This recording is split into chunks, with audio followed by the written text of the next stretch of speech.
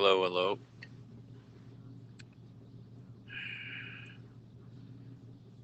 Wait a minute or two here and we'll start driving.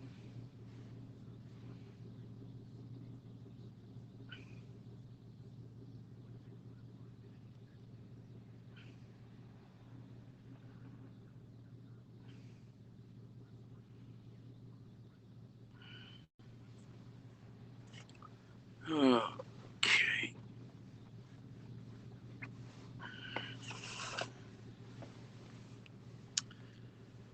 All right.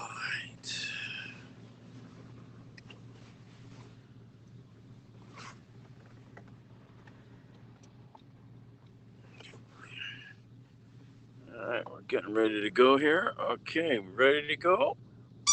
Fredo says, ready to go.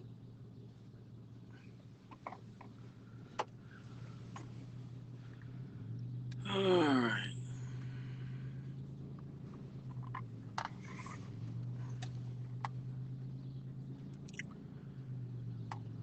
Yeah, I'll drive around a couple blocks here and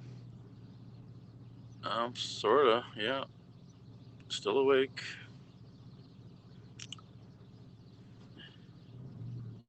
Why my screen just goes so dark? I don't know.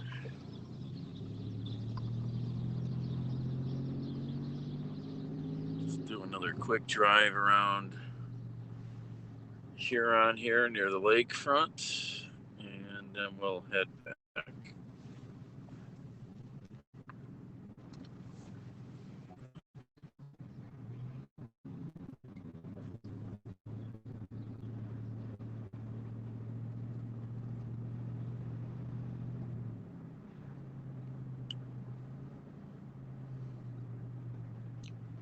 It's a beautiful sunny day out in Ohio. It's crazy nice out.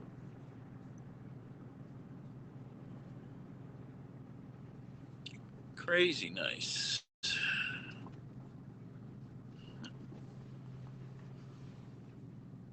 Somebody's feeding the geese. Feeding the geese.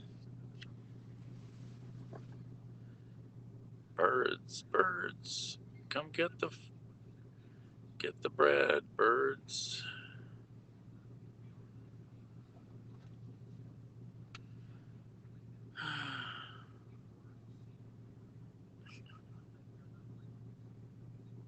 Geese and gulls. The gulls are gonna steal all the food.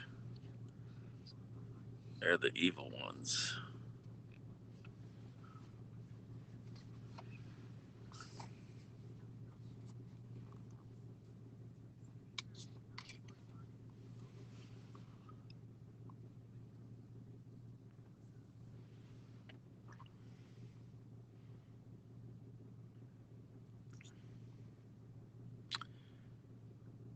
No, I still haven't. I finally returned the bad one, Mr. Conway, but I still haven't looked for another windshield mount. Now, this lady over here is shredding whole loaves of bread here for the birds. Really?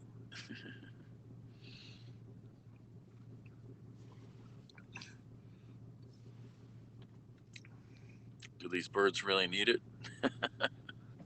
They look pretty plump to me.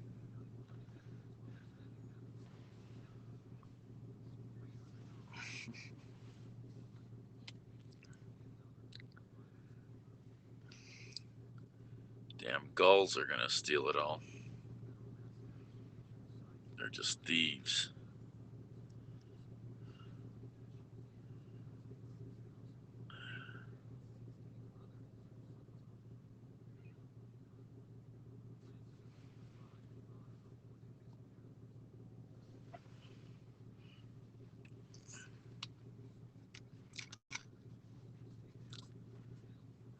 Hello, we finally got some people here. Let me know if you're here. Say hello if you're on YouTube or Haps or Periscope. I can see your comments. Look at all the gulls chasing after the food. This lady's feeding bread to them all.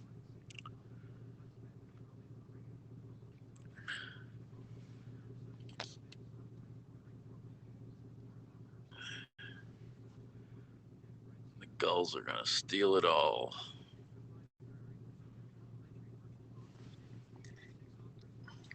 That's how hot my thermometer is. I don't know if you can see that or not. There it is. 81, it says. It ain't 81. It's a little warm in the roof of the car.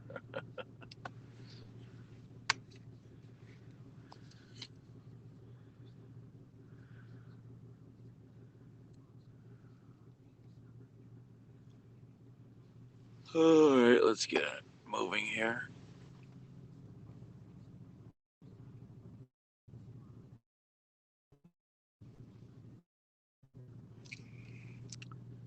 And there's the island I was out hiking on earlier.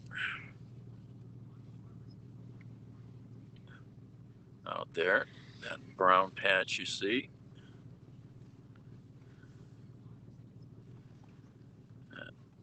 Yeah, I was going to look on a map about that.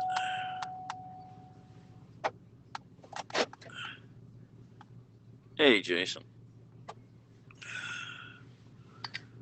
That's where I was lost in Lake Erie earlier on the previous scopes.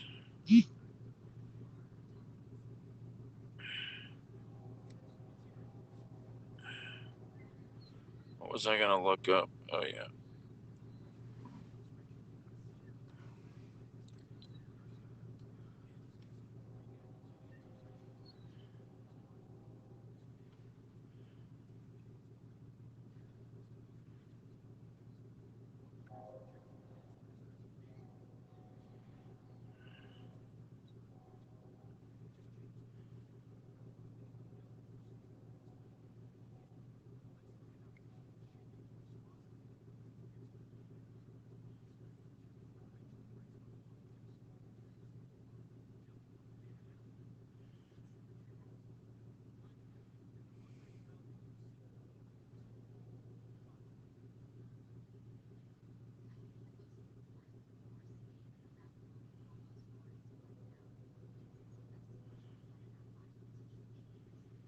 Where the heck are we at here? There's Milan. 13. All right. So should we go see Thomas Jefferson?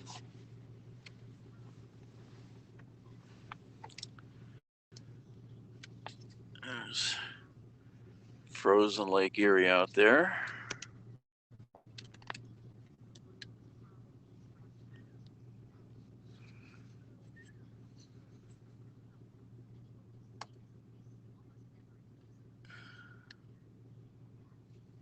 That's the levee out there that I was hiking around on.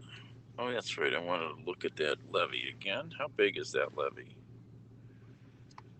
How big is that?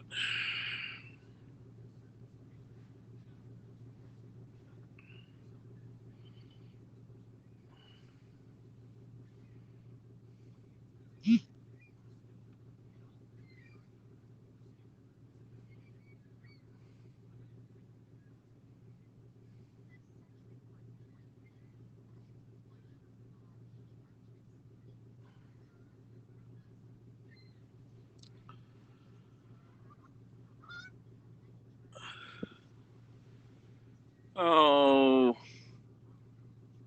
45, 50 miles, I guess, west of Cleveland. So I don't know if you can see this. No, you can't see this. It's not bright enough. So that's where I was out hiking on that levee out there, that half circle. That's a Army Corps of Engineers levee filled with dredgings from the Huron River here. And I was hiking around in that big white triangle area before when I was bushwhacking. And so the size of it's almost The triangle is like maybe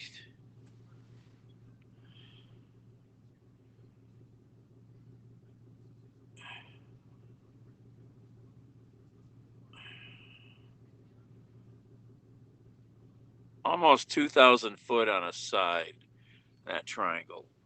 So each side of this triangle of the levee out here that's got land on it is over a quarter mile. It's 1,600, 1,700 feet per side, basically.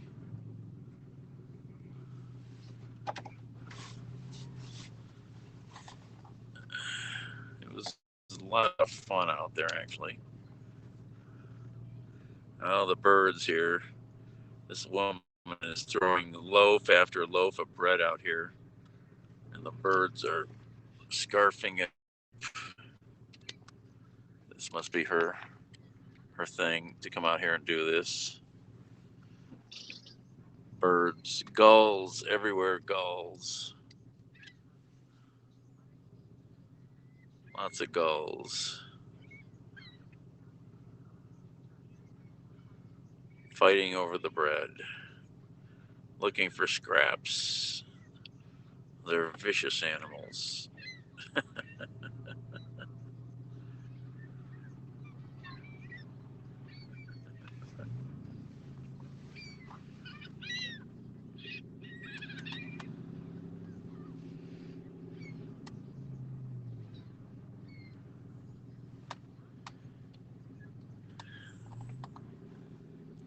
I'll show you around Huron here a little bit. It's really pretty.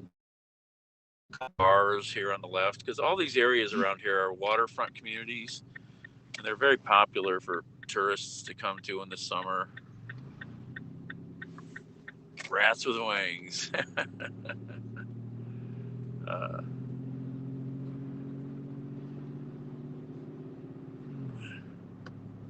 it's a beautiful area around here. I don't think I'd ever driven around any of this ever. Probably once, but decades ago. Oh, here's a good look at the levee out there. Sorry. There's the levee out there that I was hiking on.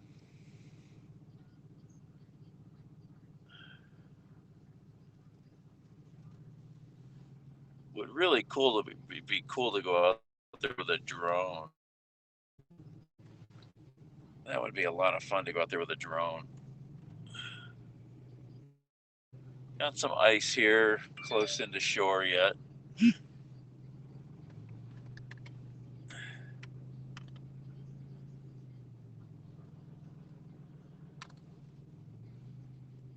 Nice little city park here, right on the water. All the houses around here are very cute, very well kept neighborhood here. These neighborhoods near the lake, because these is prime property if you like to live near the lake.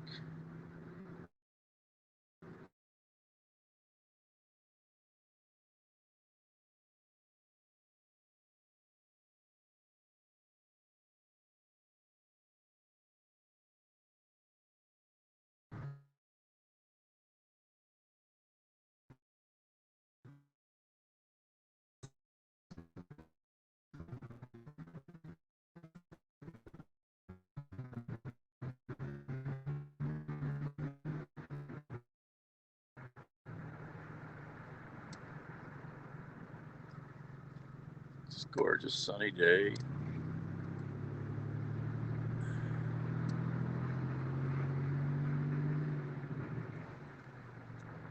And here's the bowling alley where I had lunch. I was going to get breakfast, but breakfast was over. Riverview Lanes, 18 lanes, no waiting.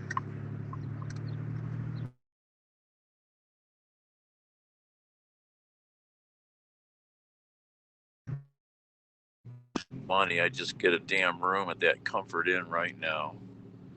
Go to sleep for a while.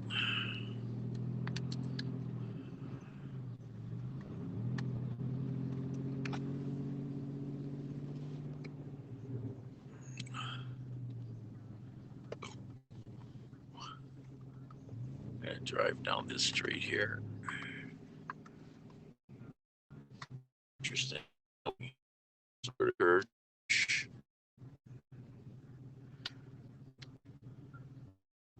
Interesting. There.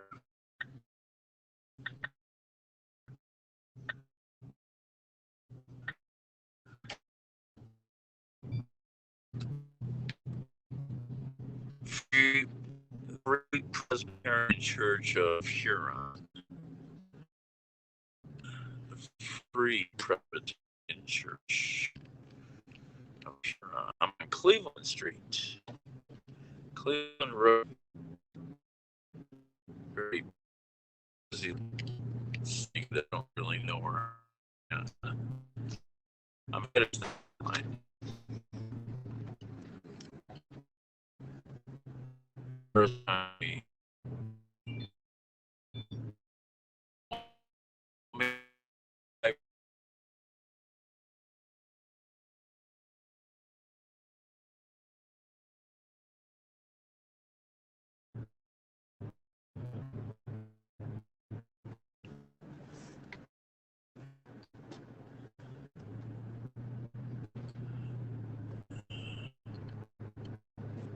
well, not twist. What's going on?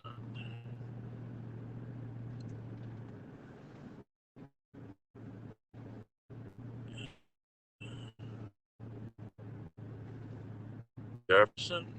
What about Jefferson? I said Thomas Edison.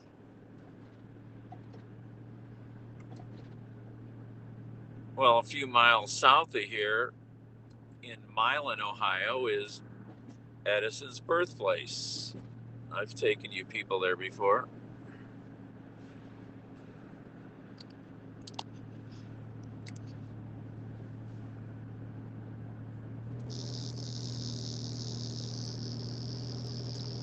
So I thought maybe I'd go down there and see Thomas for a second. Not that I'm a giant fan of his, but it's kind of cool.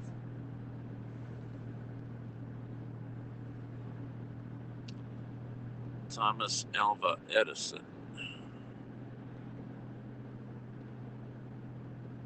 In Milan, Ohio, it's a very picturesque little town. The river here, the Huron River, goes to Milan.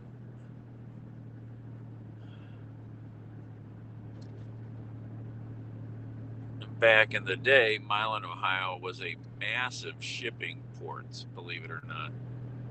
It's this massive shipping port.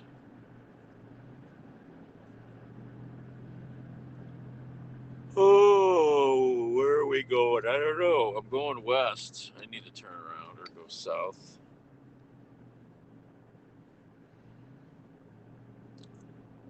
Where the heck are we at? We're way over there. Well, we're almost up here to Rye Beach Road, so we'll go up to Rye Beach. That's a little village or something up here. Its name is Rye Beach.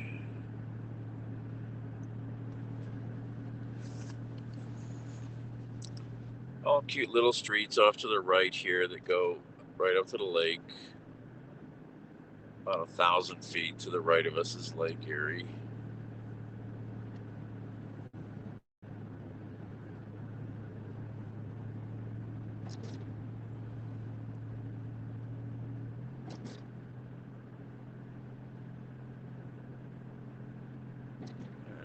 This is Rye Beach Road here. Yep.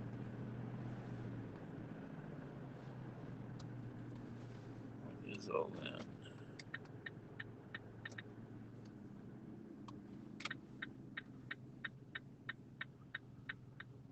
Alright, let's head south. Where's my sunglasses? I need sunglasses. It's bright out. It is bright out.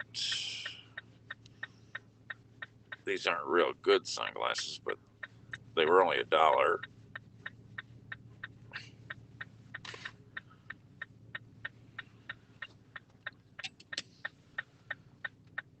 Cheap sunglasses, baby.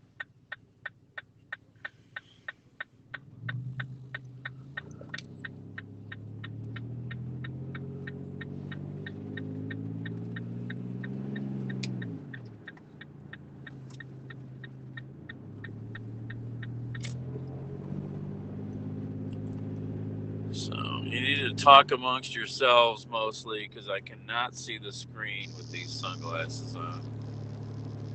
During the trial, what is this program exactly and what's been the response? So this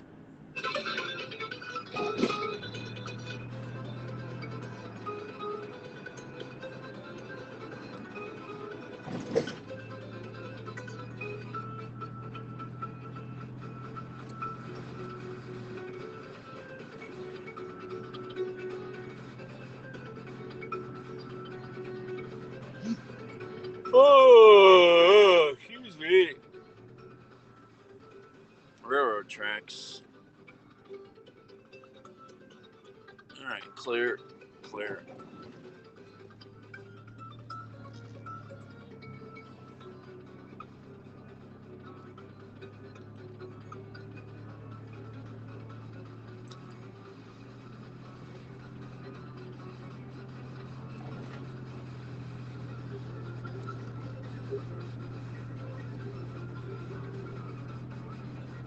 All right, where are we at here?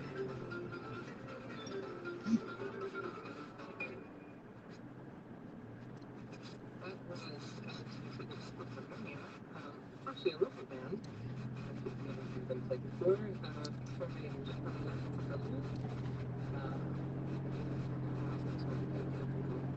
Nikolai booked it before the ball.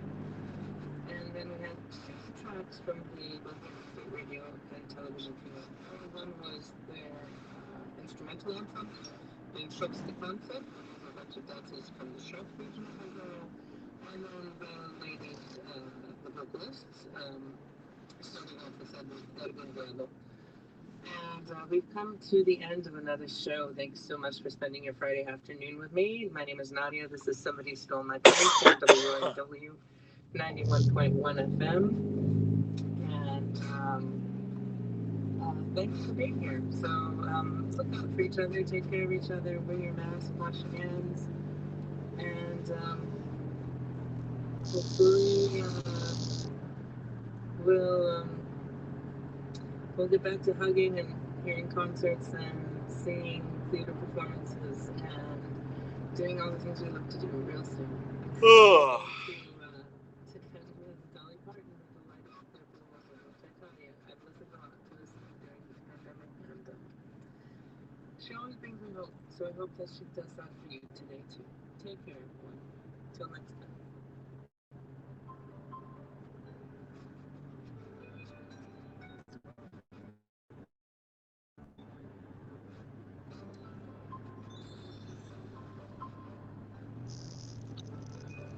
Nothing but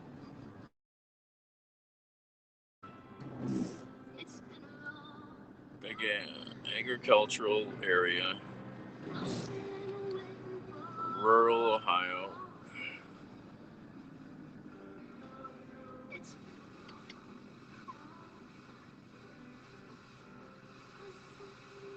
Where am I gonna go here?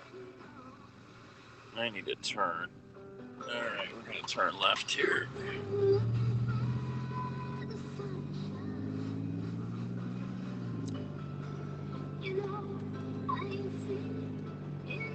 Oh, excuse me.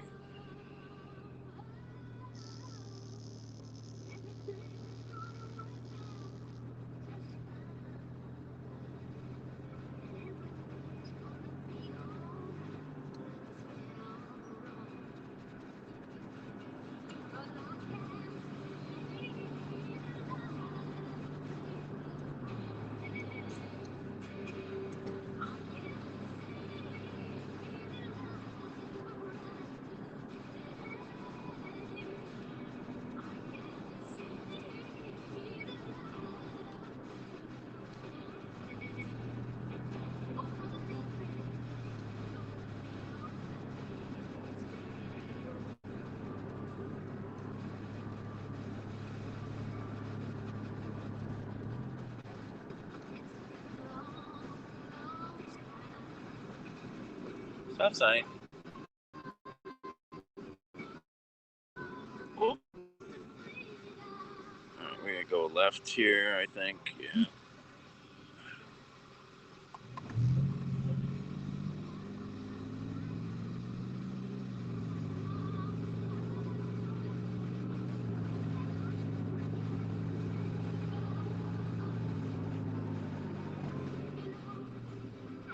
Oh. Oh, excuse me.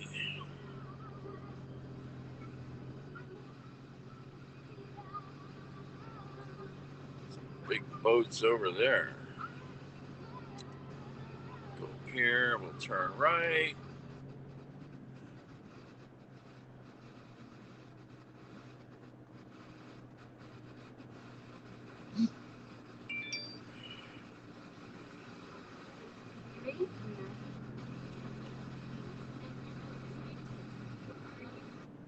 Into a health issue. I'm Ira Flato, and this is Science Friday. Last month, Oregon decriminalized possession of small amounts of all drugs. It's the first state in the country to roll back its drug laws at this scale.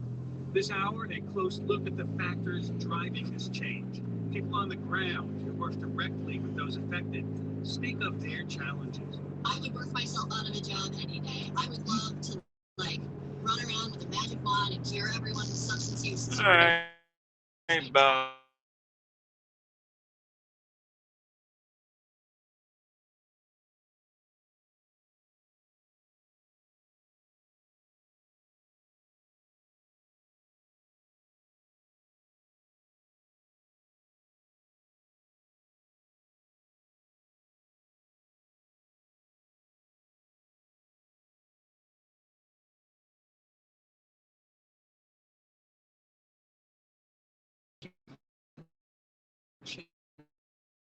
The situation is now among those charging counts.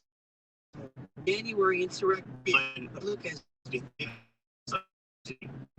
Basically, choosing Connect happened out of Washington on JDC, assaulting an officer with a dangerous weapon. Klein served on the 2016 Trump campaign. He then worked in the Trump administration as a mid-level political appointee at the State Department from 2017 through Joe Biden's inauguration.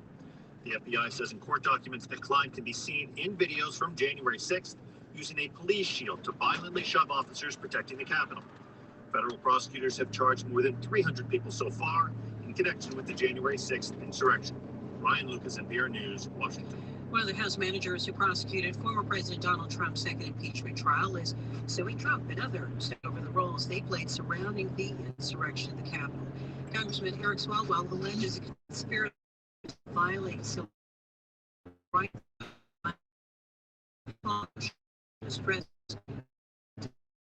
Other lawmakers as institutional duty follow the law, the majority for president.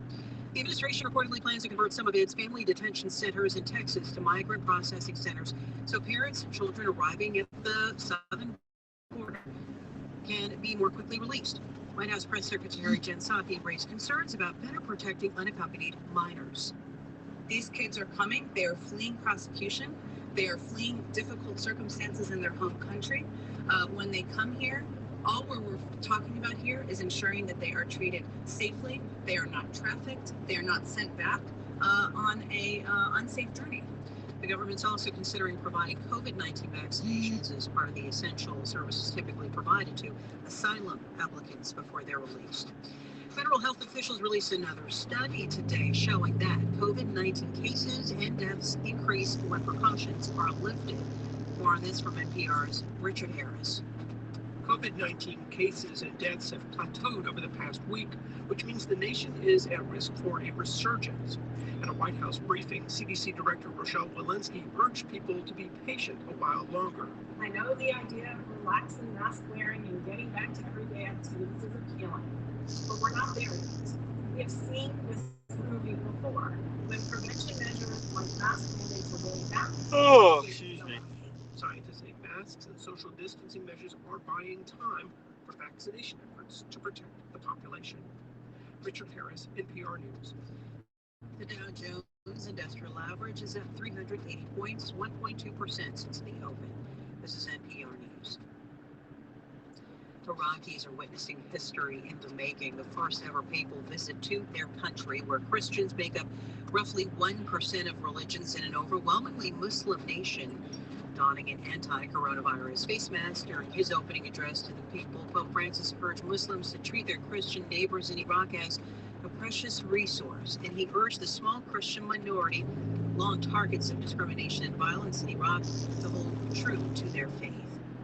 The Zimbabwean government says it is committed to reform. The government responding to the extension of U.S. sanctions against the country by President Joe Biden for another year. The sanctions were imposed in 2001 for alleged human rights abuses. Ishma Faniqua has more from Hada. In a letter to Congress, President Biden said the actions of members of Zimbabwe's government continue to undermine the country's democratic processes and institutions. But Stuart Komberbach, Zimbabwe's ambassador to the UN in Geneva, says the US has failed to acknowledge what he calls extensive reforms that have been made under Zimbabwe's President Emerson Mnangagwa. The president is committed to the reform process, but at a speed which is reasonable and which is sustainable. The United Kingdom slapped travel bans and an asset freeze on 4 senior security officials earlier this year as a response to the killing of unarmed protesters in 2018 and 2019 by the army. For NPR News, I am Ish Mafundikwa in Harare. This is NPR. Support for NPR comes from NPR stations. Other contributors include C3. C3.ai software enables organizations to use artificial intelligence at enterprise scale, solving previously unsolvable business problems. Learn more at C3.ai. What to deal with millions of gallons of radioactive water that destroyed Fukushima nuclear power plant? Dumping it in the ocean is the worst option. They haven't even considered the ecological damage to the ecosystems that are in the Pacific Ocean and the long-term consequences of that. I'm Steve Kerwood. The Fukushima nuclear disaster 10 years later. Next time on Living on Earth from PRX. Tonight at 10, here on 90.3 WCPN. This is Science Friday. I'm Ira Plato. A bit later in the hour, we'll talk about gray wolf conservation now that they're no longer considered an endangered species, and Oregon's experimental rollback on drug laws. But first, the U.S. now has a third COVID-19 vaccine in our arsenal. Johnson & Johnson's shot got emergency approval last weekend. However, this one is different from Pfizer and Moderna vaccines already in use. So what does that mean for how well it works? And will more vaccines be available soon? Well, I'm going to put those questions to Umair Irfan, staff writer at Fox, based in Washington, D.C., who covers this. Welcome back.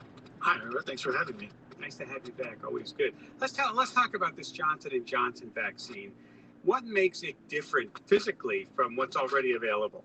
Well, the biggest thing is that this is only a one-dose vaccine. The Moderna and Pfizer-BioNTech vaccines require 2 doses spaced several weeks apart, so this is something that can really speed up the distribution of it. Another factor is that this is a vaccine that can be stored at ordinary refrigerator temperatures. It doesn't require the ultra-cold or freezer storage that the other vaccines require.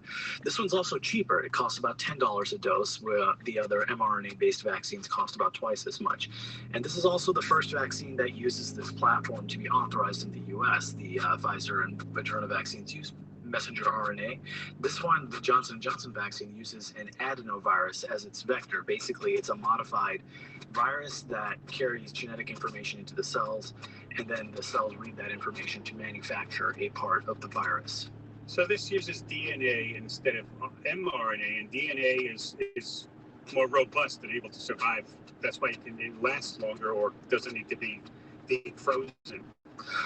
Well, also this vaccine, because it uses a vector, a virus that exists in nature, it's also more shelf stable. So the packaging is also a big factor for why this is more robust in the wild. And its efficacy on par with other vaccines? Well, on the most important metric, which is preventing hospitalizations and deaths, yes, it is just about as good as every other vaccine that's on the market. It's about 100% in terms of preventing people from getting sent to hospitals and preventing them from dying from COVID-19. It's slightly less effective in terms of preventing severe disease, about 85%, and I think it's a number overall in terms of preventing disease at all to begin with. It hovers anywhere between about 65% to about 75%, depending on which market they tested in. And this is actually a little bit lower than the other vaccines, as you were hinting at, and this has caused a little bit of concern. But the researchers I talked to about this said, be careful about reading too much into this number. The Johnson & Johnson vaccine was tested in 3 different countries. And it was also tested later in a later stage of the pandemic when we had far more spread, and it was also tested against the new variants that are spreading. So it's not as. All right.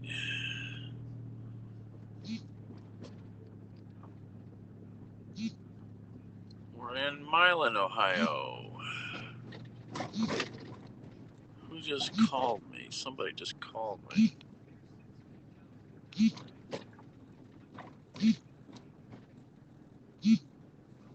Downtown Milan, Ohio.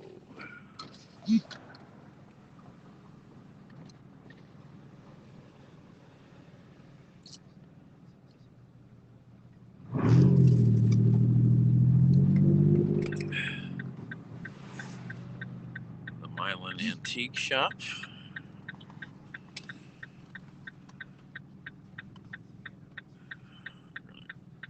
Go around the little Milan Square here.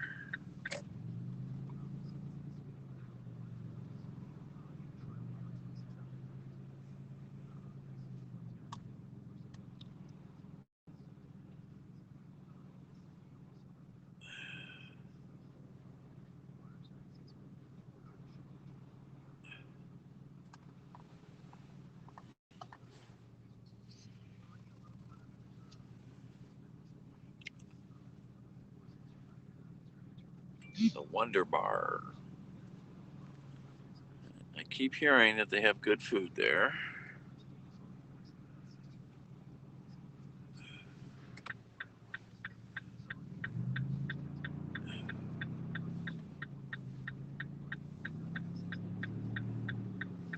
Same thing with this pizza place, Jim's Pizza Box. Supposed to have good food.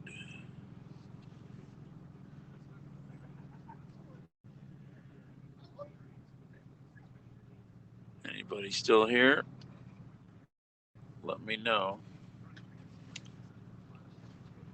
I haven't heard from any of you for a few minutes, quite a few minutes.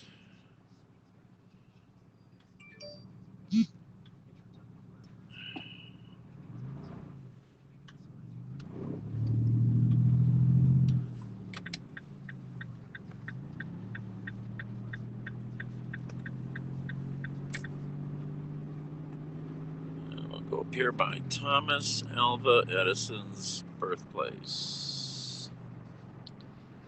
Hello from Denver. Oh, hello, Mary. I think you've been here before, maybe. Edison's birthplace. I can't wait for the Milan museums to open up here again. All these buildings here. This is all part of the Milan Museum.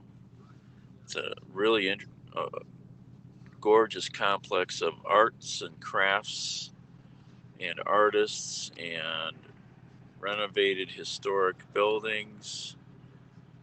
There's one, two, I think they have 5 buildings here on the property.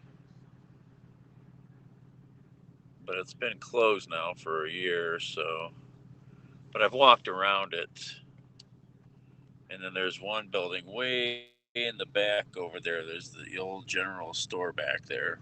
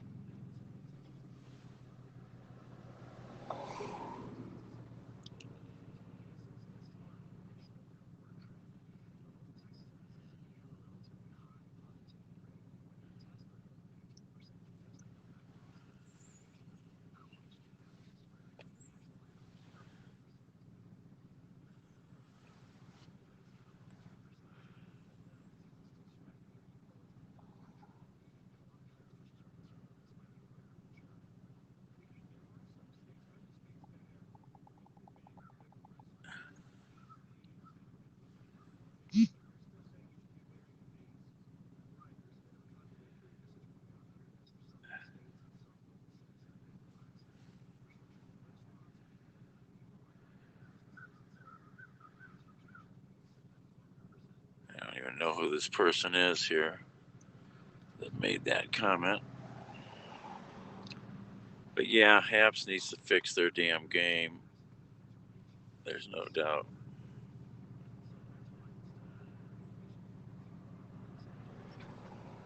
I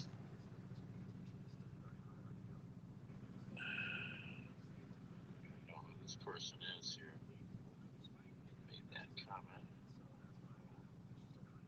But yeah, Haps needs to fix their damn game. What do you mean Mary?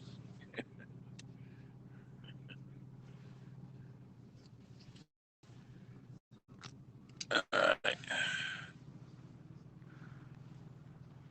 There's Thomas hanging out in the shade today.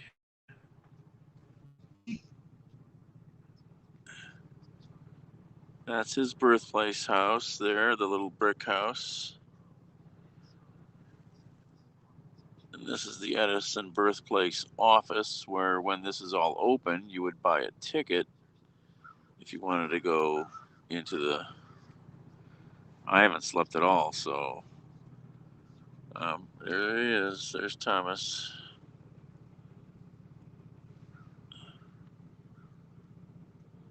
Let's see, where is Thomas at? Where are you at, Thomas? So hard to see the phone, so much glare. There he is somewhere. Right there.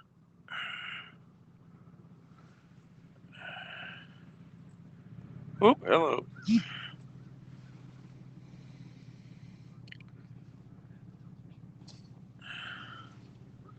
Milan, Ohio was a huge town back in the day. Massive amount of shipping going in and out of this city on the river. Huge amount of traffic through here. Peacock around here called Percy's, that they named Percy. It's a wild peacock. Percy the peacock.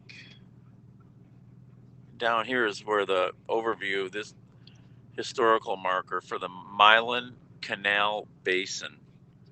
And the numbers of what used to go on here in the 1800s would blow your mind. Blow your mind. And here's Edison's house again. Wood and all kinds of stuff. I don't know that you can read this sign. This one's pretty. All right, let's see if I can read this. Let me just pull up around the other way here. Pull up. These houses around here are just gorgeous. This yellow house is just freaking fantastic. I walked all around this neighborhood a few months ago.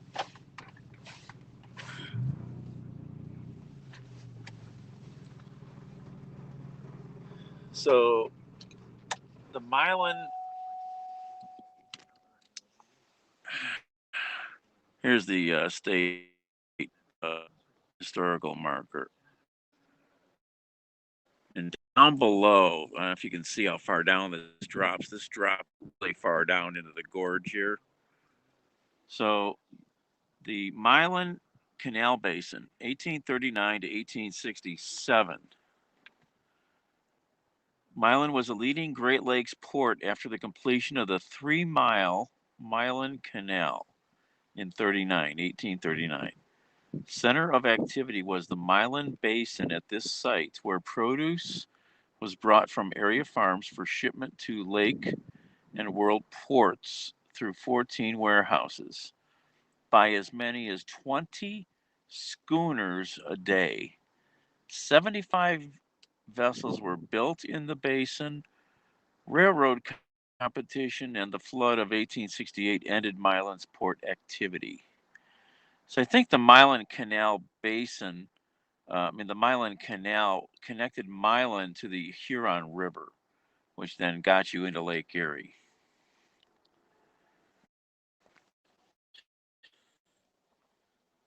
Yeah, I don't know. Some guy was just here saying somebody from Periscope saying people are leaving Haps by the thousands every day. Well, that might be true. I don't know. You know, I really don't know what's going on with Haps. But if they don't fix these problems, it's kind of untenable. People do not have patience for incompetent products. You know,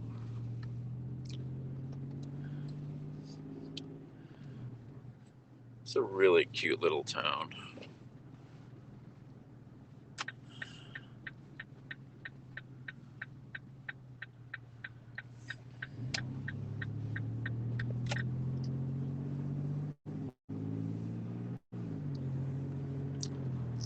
All right, let's head back towards Cleveland.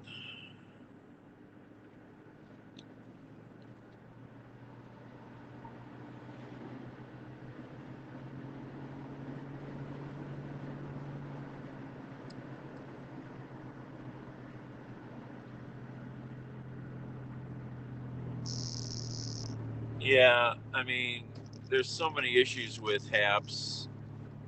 Well, there's two issues. There's video and chat. Video lag and chat lag. I do not understand what the issue is. I wish I was a software guy. Blurry? I don't ever have the blurry issue. I don't know that. I mean, I don't notice that, and I don't watch that many videos on apps, but I've never seen any problems with that.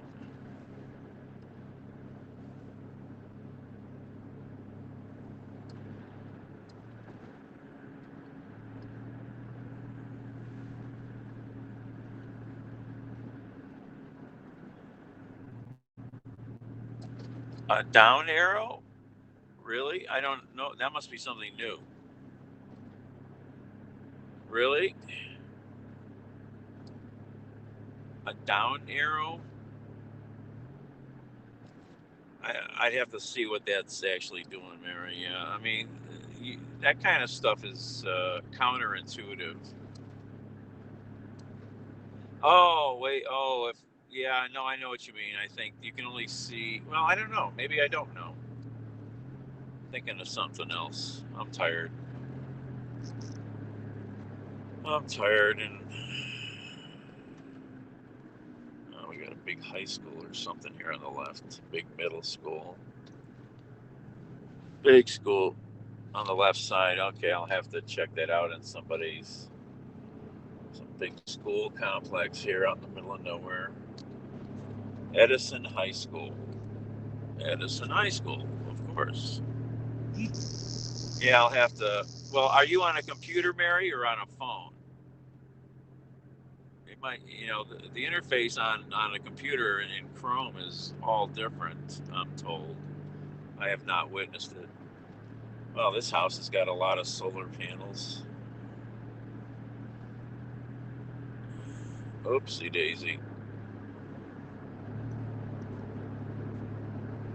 Oh, 50, 45, 50 miles.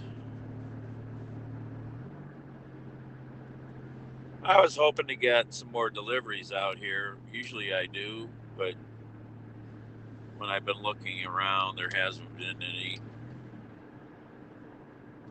You didn't see me hiking out on the island, did you? On your phone. Someone hiking out on the levee in Lake Erie.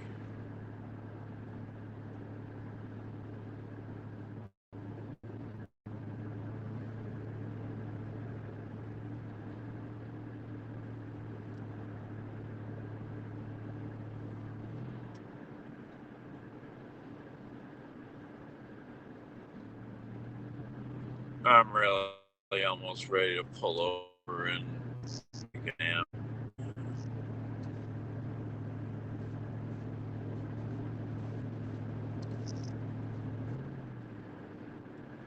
Yeah, there's no deliveries right now anywhere on my whole screen.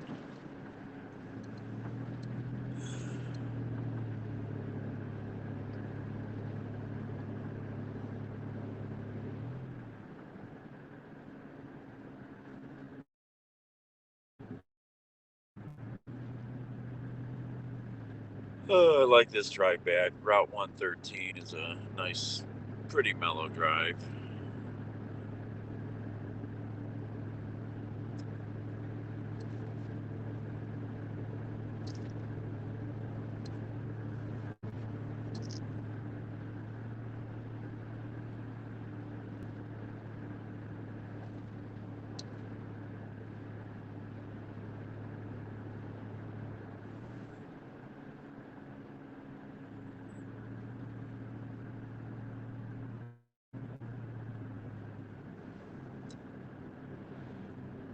You mean when you type a chat?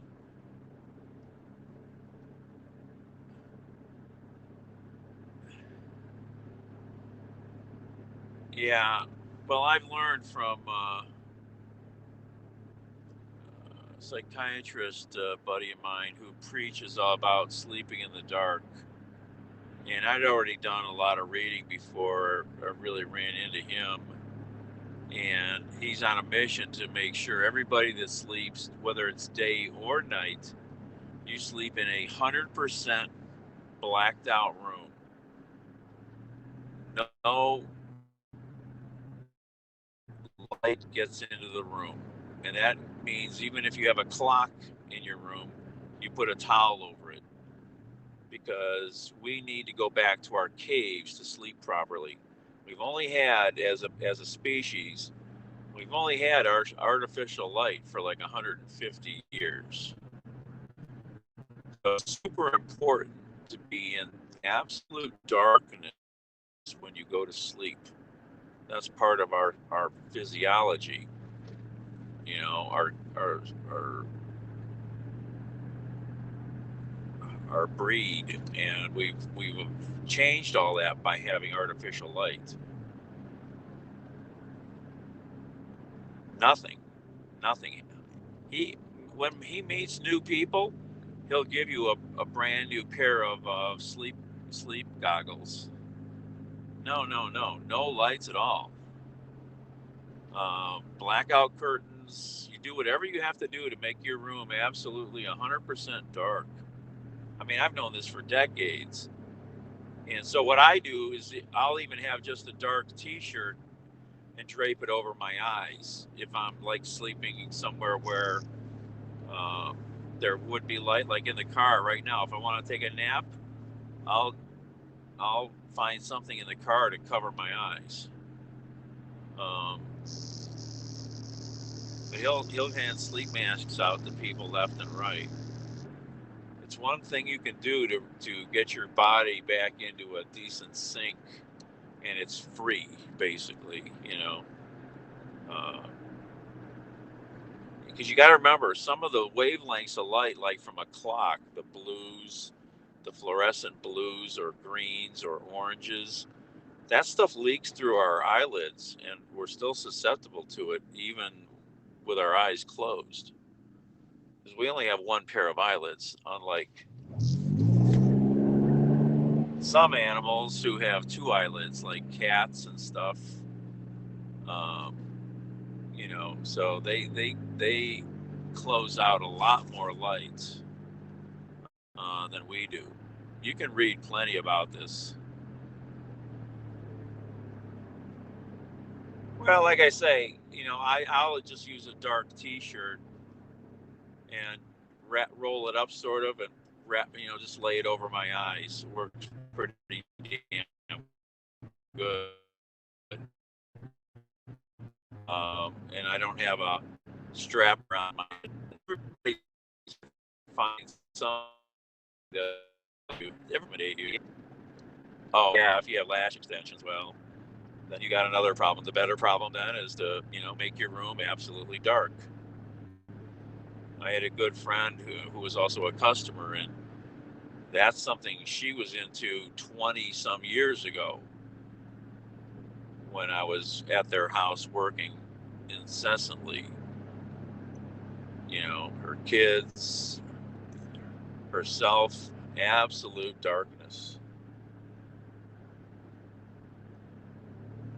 And now her kids are young adults, and they're all becoming pretty successful human beings.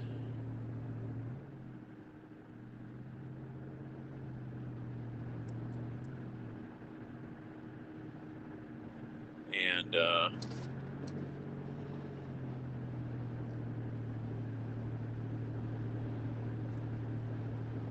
her son has been offered like a free scholarship to go to Taiwan to learn Taiwanese because he's in, I guess, the ROTC. Her daughter is down in, I think, Texas, heavily into horse riding and some other stuff.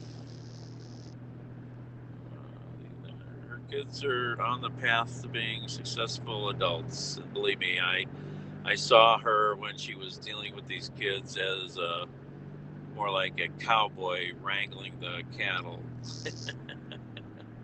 She was always on them to, you know. So she's done good by them, you know.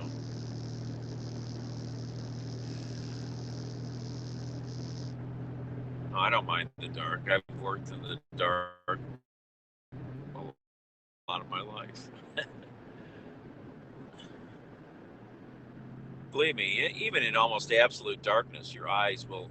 Once you give it a few seconds, you'll be able to still even almost see something.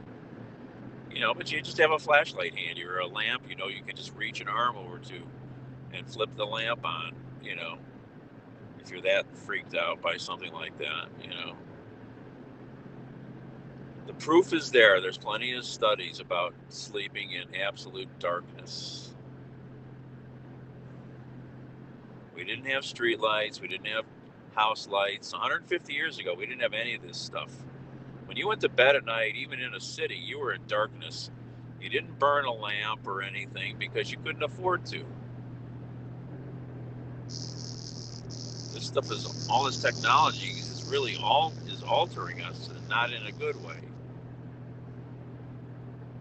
Same thing with all the stimulation from blue lights, you know, the blue wavelengths from computer screens and phone screens.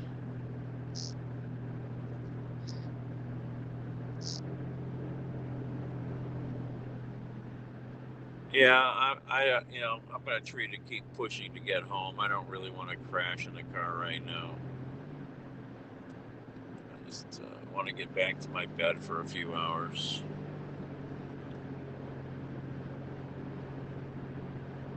I'm not paying attention to much here. So, you guys enjoy the ride.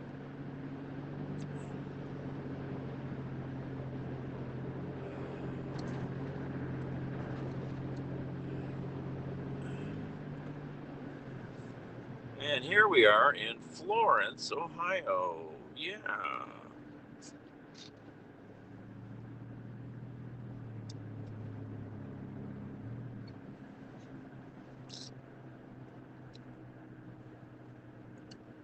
One of their fire tankers was in Erie at that big fire the other night. Shuttling water.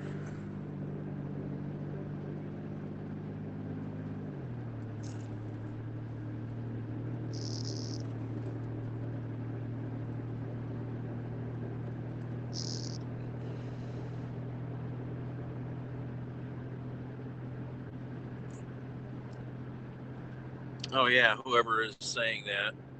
It's gorgeous around here in the summer. Gorgeous. Green. You know. This is all farmland around here.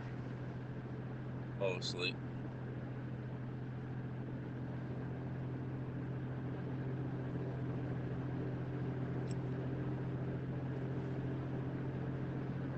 Who say that, well, it's needed to hunting wolves is the same kind of management as hunting deer or turkey, keeping numbers in check, preventing predation of livestock.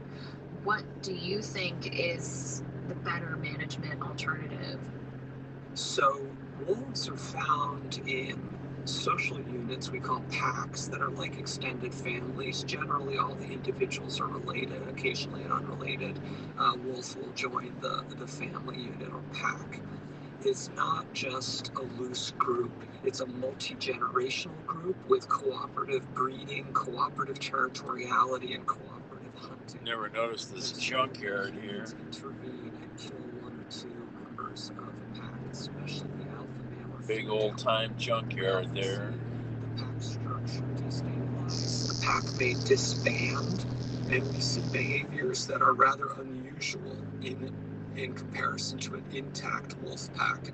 Those intact multi-generational wolf packs are often extremely effective in keeping their neighbors at bay, so there's less wolf-to-wolf conflict, or at least fewer transgressions of the territory.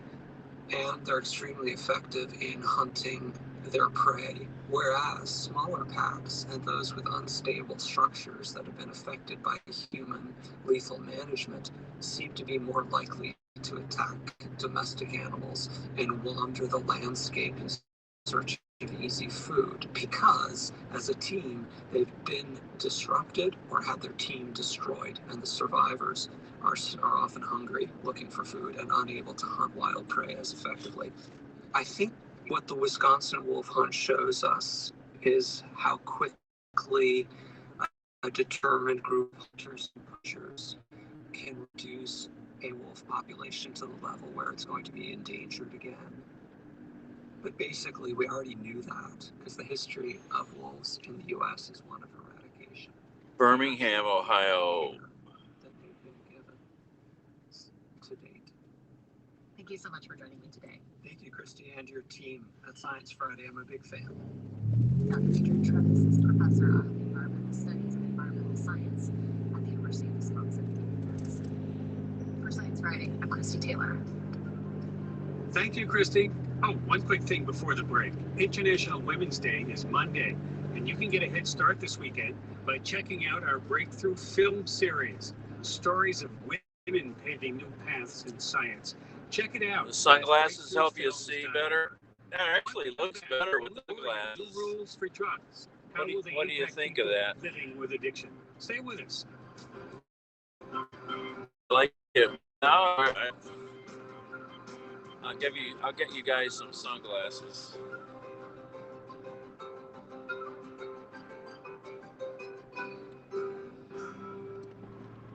This is Science Friday from WNYC Studios. Definitely looks Science better. Friday is supported by Indeed with Instant Match, a hiring tool instantly delivering to businesses a list of candidates whose resumes on Indeed match the job description. Learn more at Indeed.com/credit.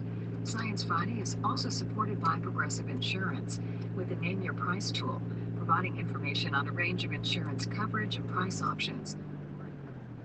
We're now in Lorraine County. Got to drive across Lorraine County and a bit of Cuyahoga County to get back to the Bat Cave.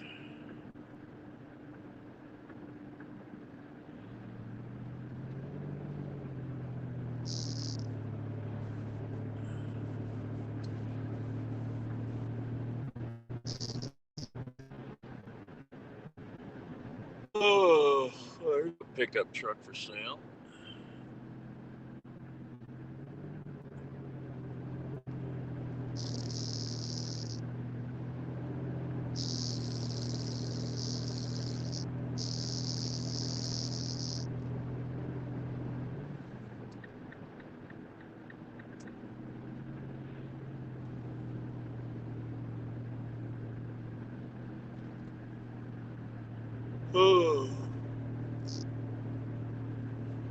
Oh, excuse me. I think I'll buy another pair of these cheap sunglasses for the filter. Tear the lens off. Use it on the phone on these bright days.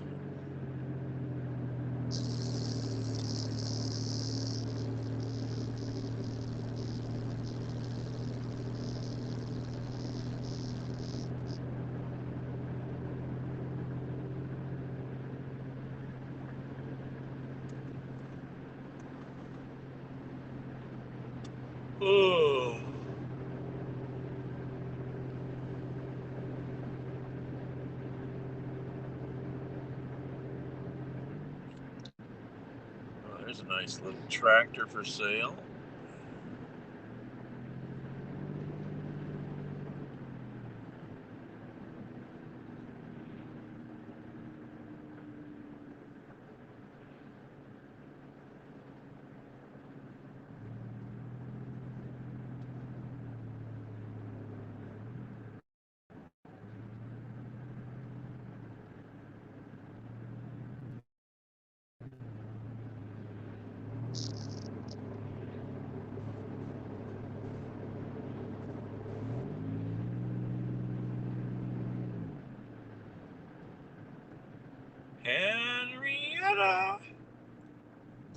Henrietta Township.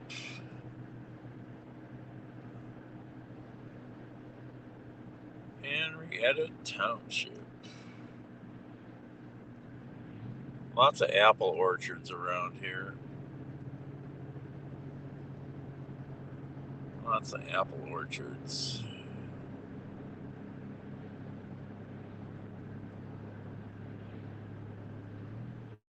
Oh.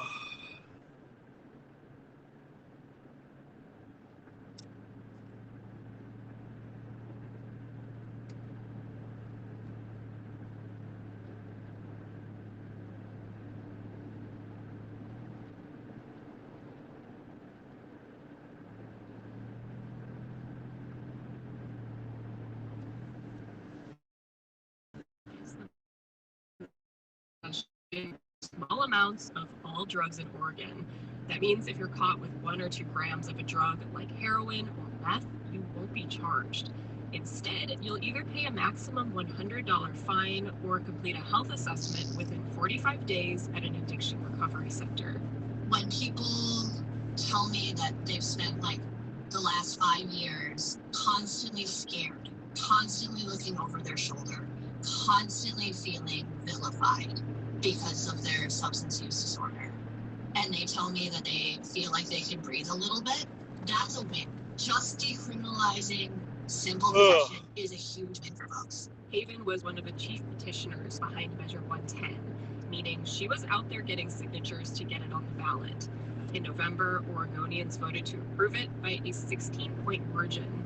It's the first state in the country to approve decriminalization at this scale.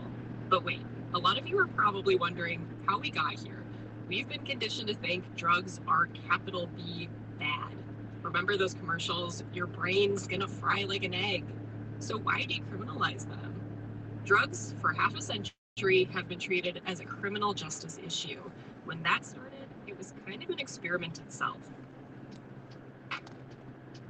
What we know as the war on drugs here in the U.S. started during the 70s. Yes, in front of us, that's a school bus. Framed civil rights is contributing to an increase 35 miles an hour. Now entering South Amherst. Not to be confused with Amherst. We're in South Amherst. Catherine Neal Harris, a fellow in drug policy at Rice University's Baker Institute in Houston. And so that's when the whole idea of this law and order politics really took root. There, does the filter help better? Does that help you see better? And it allowed Nixon and other Republicans to create capitalism, racial animus, effort appeal to white voters, and also turn public attention away from other problems that the president was facing, both at home and abroad. So for decades, this tough on crime attitude towards drugs remained. Drug use did go down, according to the federal government, but the war on drugs also decimated neighborhoods, very frequently Black, Latino, and other minority communities. But things started to change in the 90s. Oh, we're getting close to getting back on the highway. Getting back to civilization, sort of. Reduce incarceration in Canaan. And so there were some very sort of... Oh, that's right. I wanted to stop at BJ's and pick a can of mixed nuts. Mixed nuts. Planters. Mixed nuts.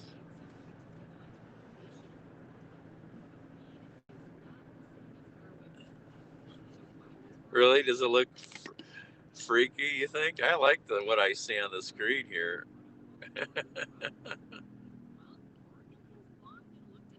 Looks good to me. Dude, man, it was like so rad. School zone, 20 miles an hour.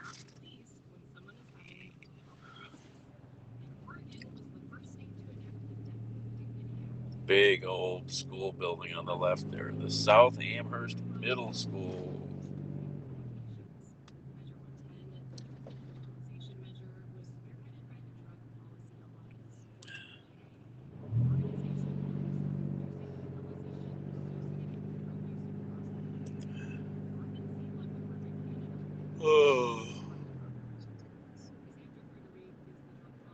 Oh my, excuse me.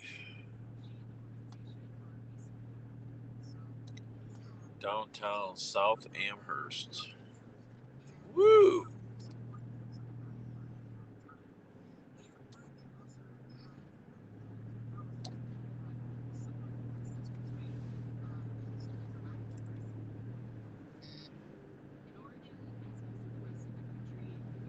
Peggy's Main Street Market.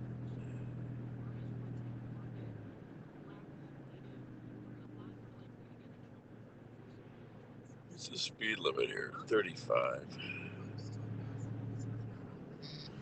Oh.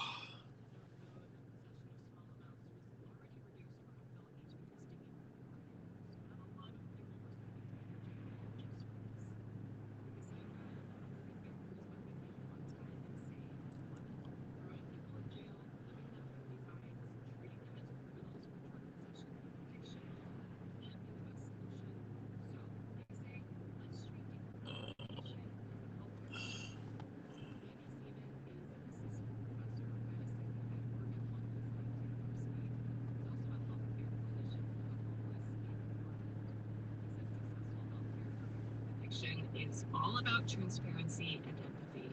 It will not judge you for your substance use, and addiction can be a relapsing, remitting disease. It's okay if that happens. If you use again, please just come back.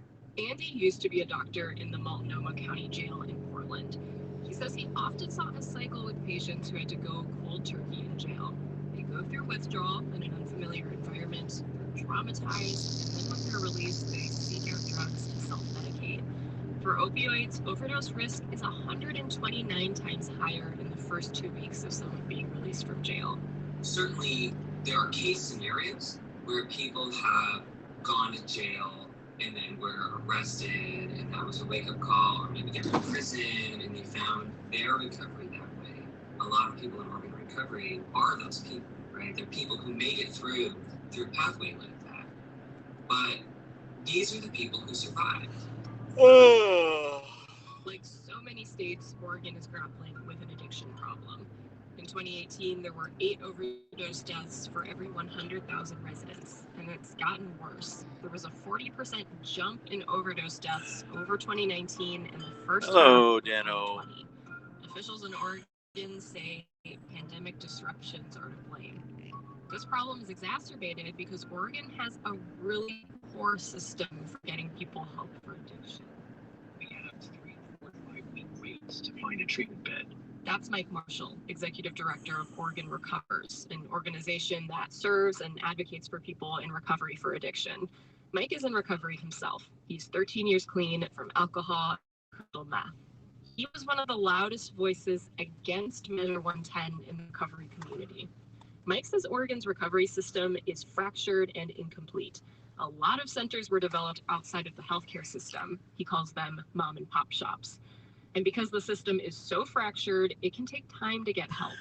The problem with that, the absence of a statewide coordinated plan, is here in Multnomah County, which is Portland, we have 1 treatment bed per 1,100 population. Now, nobody knows if that's the right metric in a state with 9.5% untreated addiction rates. That should be the first question we answer. But nobody knows that. Clackamas County, which is on the other side of Multnomah County, they have 1 treatment bed per 36,000 people. Measure 110 requires the establishment of a statewide network of addiction recovery centers. Instead of getting in legal trouble for possession, you can either pay a fine or get a health assessment at one of these recovery centers. Side note, these centers will be funded by the state. I'm in Elyria now, just coming into it. Not quite there, but we're basically there. There's a phone line where people can call the nuclear system on the phone. Or if you don't want to do that, you pay a fine. The service. That's where the really big fire was I was at like a week ago, 10 days ago. The Alliance and their associates gathered enough signatures, but it wasn't a push through the legislature. The state now has to adapt to it after the fact. Mike says he's all for decriminalization. When they said we need to make this healthcare system not a criminal justice problem, they're absolutely right. But he says it was irresponsible for the people who pushed the measure to do it without the resources available first. There's nothing in Montana that prepared. Tractor. Slow. We got a tractor here. It's very easy to hit something like this because it's going so slow and you might not notice it till the last minutes. He doesn't even have an orange triangle on the back of his rig, which is kind of sad, really, because he's supposed to if he's on a road.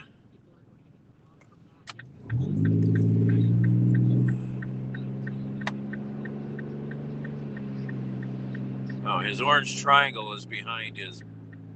There is an orange triangle on the back of the tractor, but it's hidden by the contraption he had on the back of the tractor, some sort of bin for spreading something.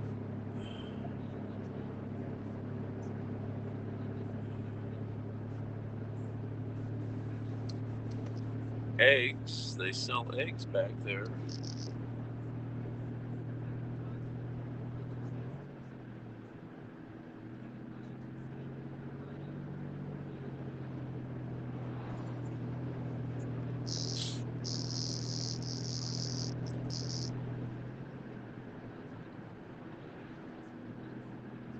Get your apples around here. This is big apple orchard country over here.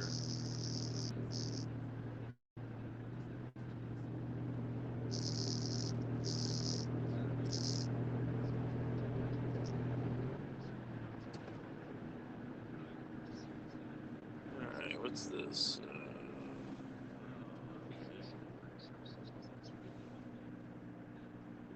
What is this? Middle Ridge Road? Lake Road? Oh, the Artesian Springs. There's a cool little place here where you can get water from the Artesian Spring. Bring your own bottles. It's called the White House Artesian Spring. It's a little, tiny little building, and you go in there and fill your jugs up. Pay your money and fill your jugs up. Get your artesian water. Well, artesian well water. West Ridge Road. We're on the northwest side of Elyria.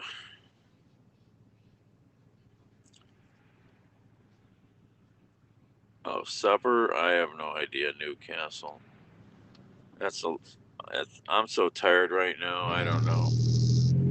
Because I'm going to go home and crash. Friday and Saturday nights, I do try to get to the casino for the better buffet.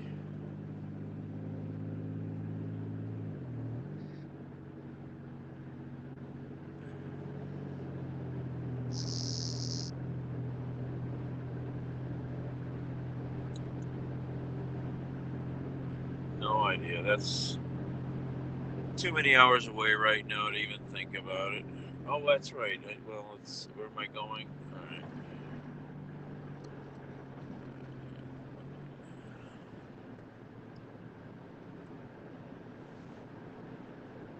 Oh, red light.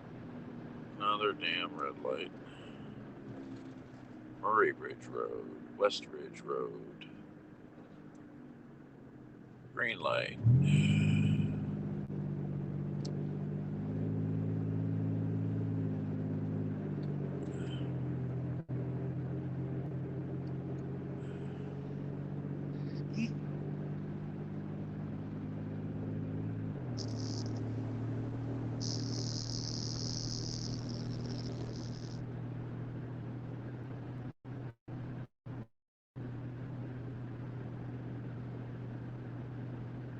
Probably the Lexus. If it was a hybrid Lexus, I would take it for sure because they get pretty amazing mileage. Once I just learned about that. The Lincolns are pretty nice, I mean, but I've driven a few Lexuses. They're awesome vehicles.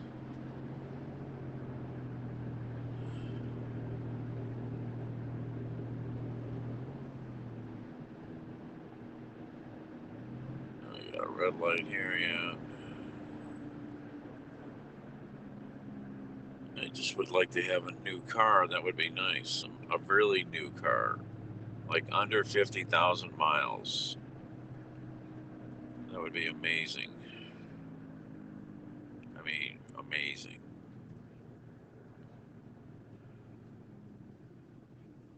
All right, now we're just literally entering the Elyria city limits.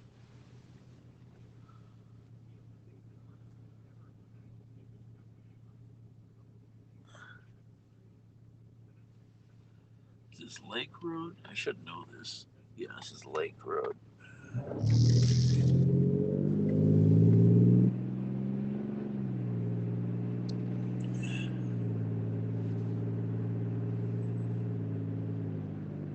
All right, go up here, make a left, get on the highway. That's right, I should have some chocolate milk in the car here. Where's my chocolate milk? I'm thirsty. I got cotton. Ooh, I got cotton mouth. We got to go to downtown Elyria for a minute. We got to go see what the building that caught fire that I was here for the other night. I want to see how much demolition they've done on the old Washington building. So yeah, let's go downtown for a minute. How many miles on what I'm driving now? 183,000.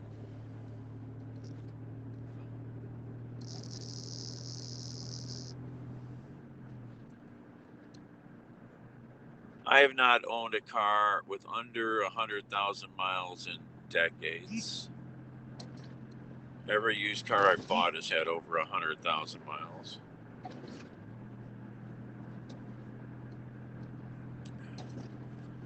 I would love to have something with 0 miles on it, but 50 would be just awesome.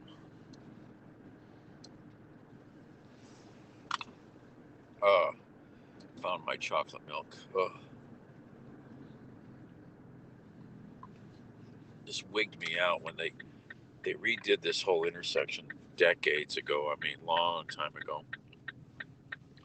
It totally freaked me out the first time I came through here. I was like, what did they do? I'm all confused. I don't know where to go. I'm like, what the heck is with this?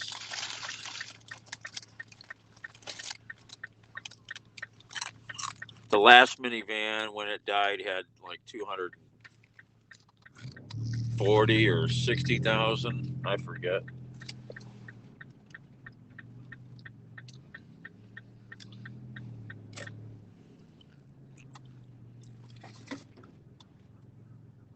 Yeah, let's go check out the demolition on the big building.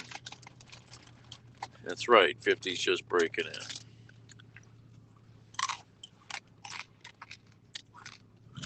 The last time I had a vehicle with that kind of mileage would have been in the 70s or 80s.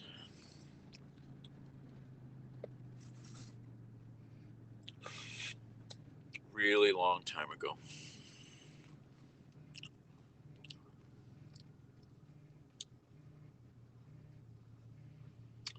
A really long time ago.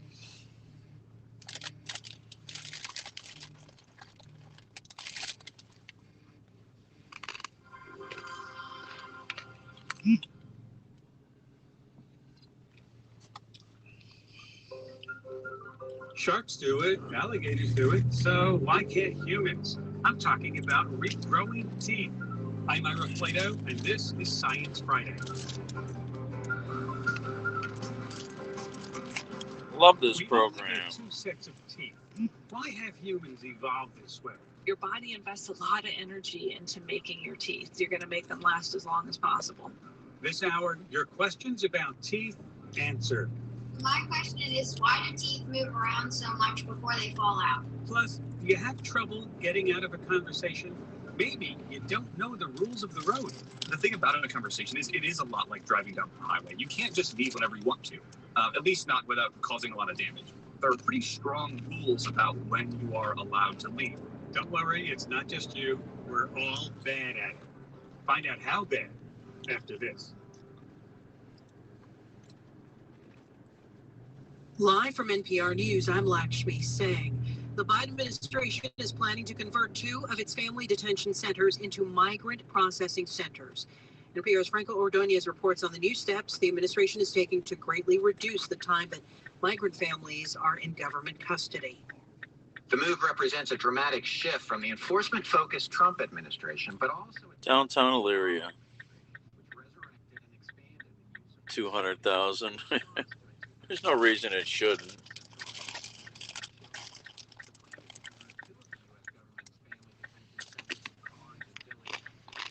I need some chocolate. I got no chocolate.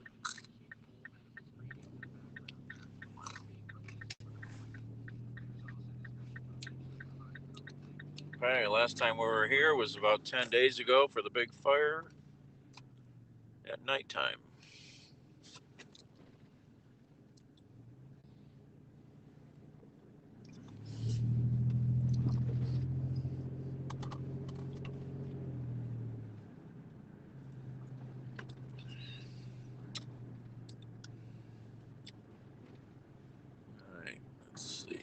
Where can we get a look at this? Wow, look at the demolition there. Wow, wow, wow.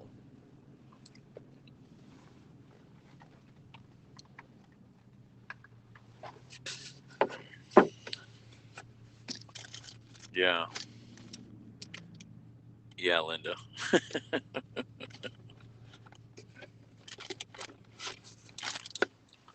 Wow, look at the demolition going on over here.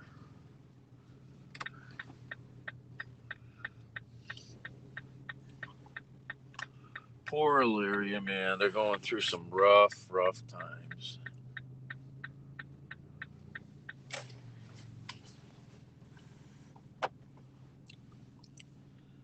So,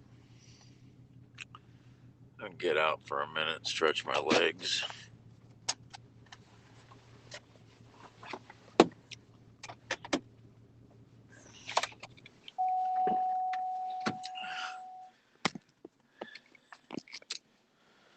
Oh my. Oh, my legs. Oh my gosh.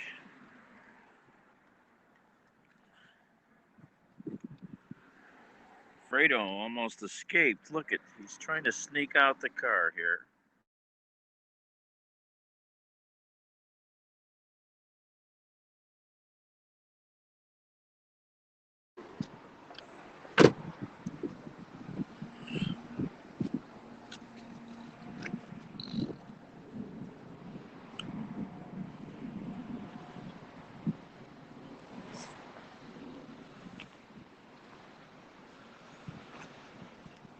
So there's the giant excavator.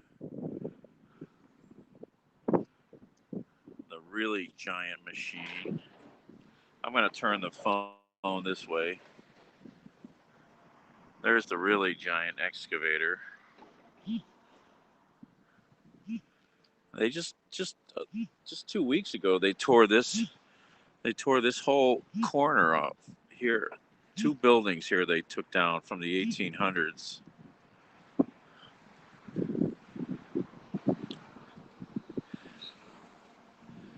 And there's the big excavator there.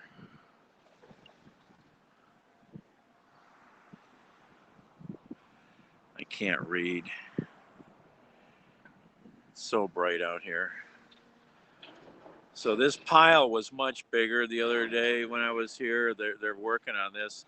And there's the building that had the fire.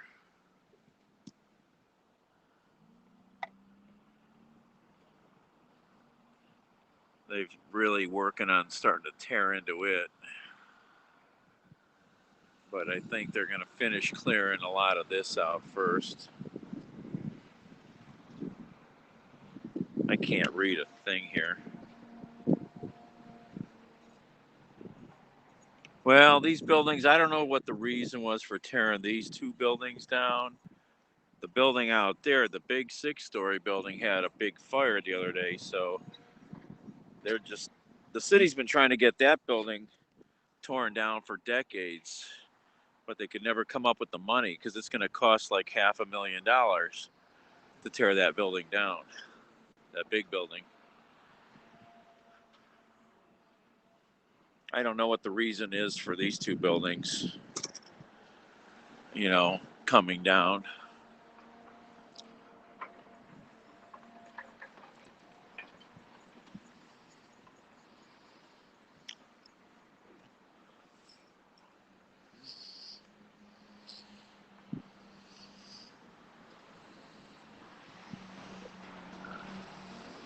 Here's a sign somebody put up. How sad.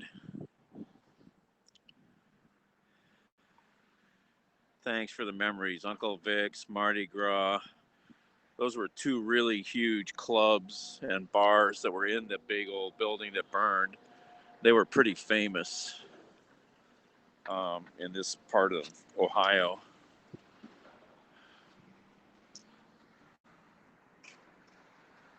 I don't know why they tore these two buildings down here. Maybe they were in pretty bad shape. I have no idea. I'd have to go find a story.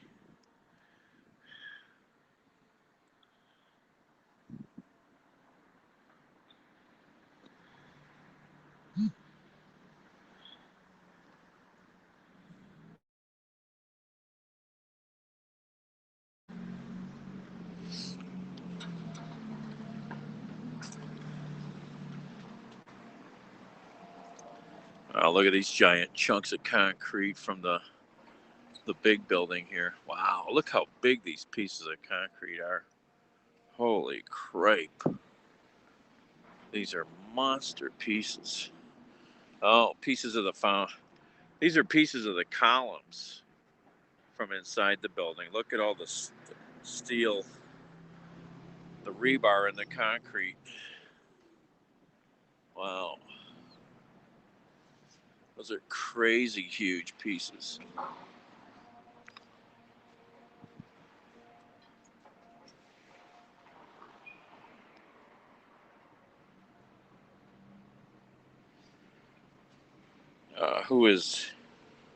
Well, it's downtown Elyria, Ohio. That's all you got to do. Outside, who is that? Outside, inside.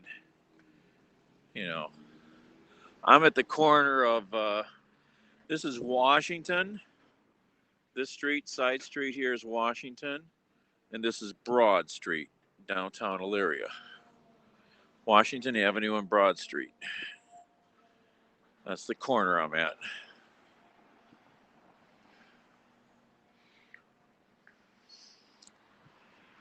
There's the city park over there, the center of the town square.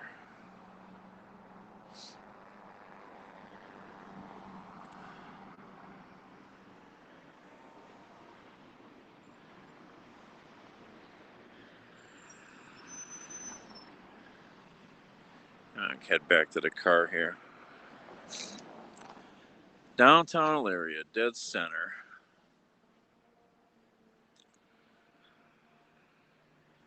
If you're on Google Maps, you'll see a big green patch in the middle. That's the square I just showed you. Yeah, I don't know why they tore these two buildings down. I should go find an article.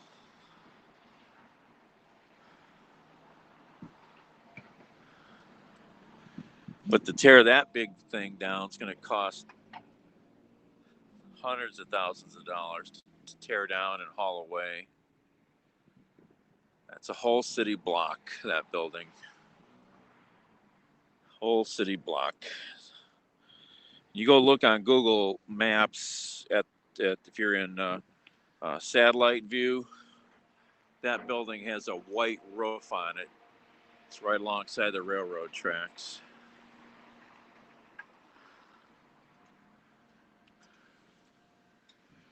There's that big monster excavator that can reach like 90 feet.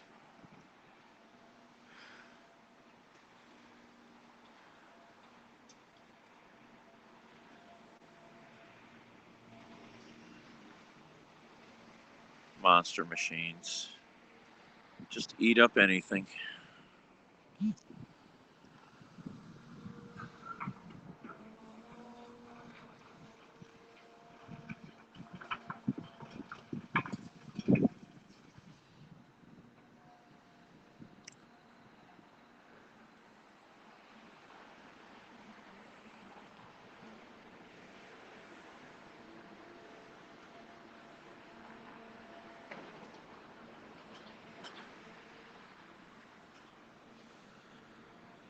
Yeah, I spent 10 years in Elyria. We had businesses here.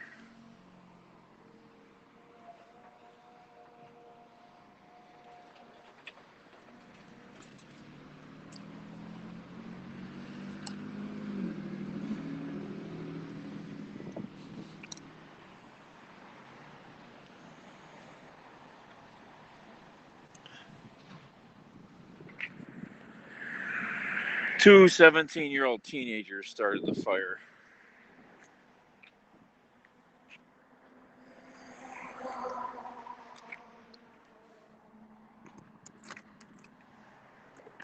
It's chilly out here still. Oof. Still chilly out, man. Wow.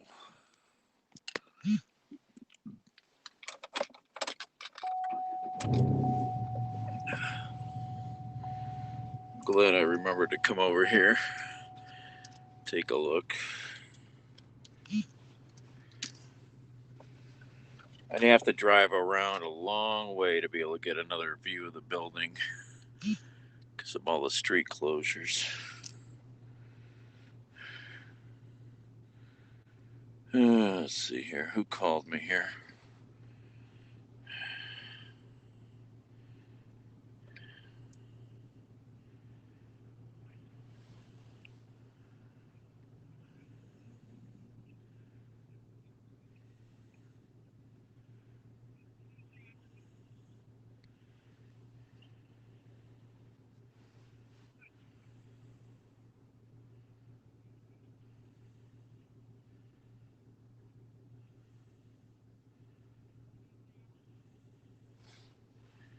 What is this guy saying?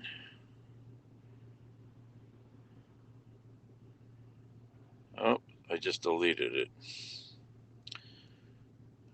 Well, I guess that's not fixable, is it? Maybe I can bring it back.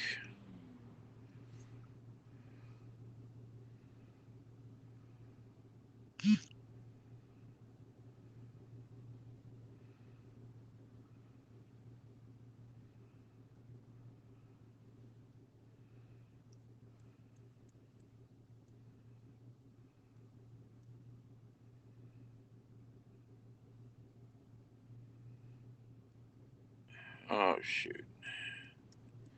What did I just do with that voicemail?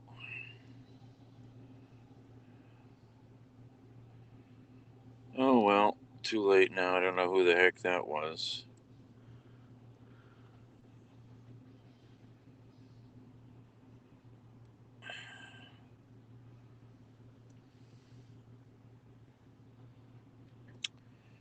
Any deliveries? Nothing.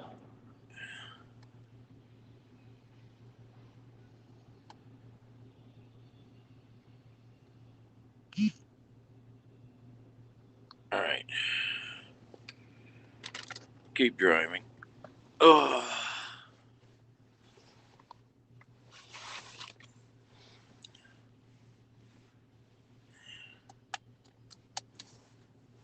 Oh.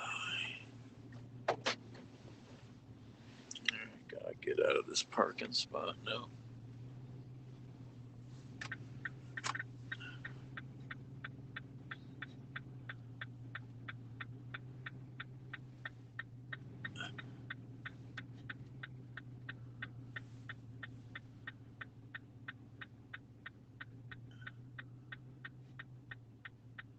Oh, let's just try to drive forward here. All right. That's right. I wanted to go to BJ's, didn't I?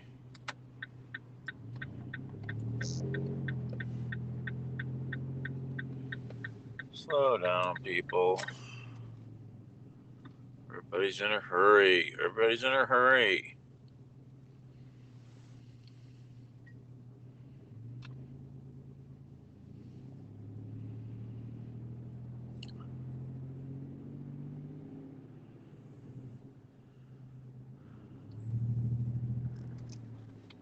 Drive around the square real quick. One loop around the square.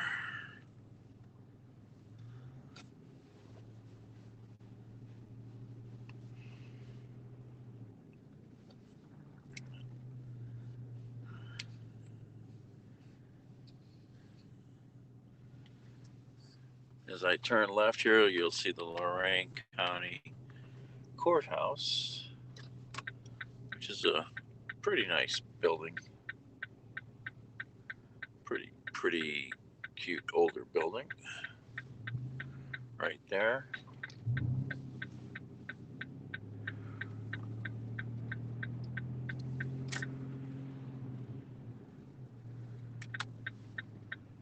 Turn left again here.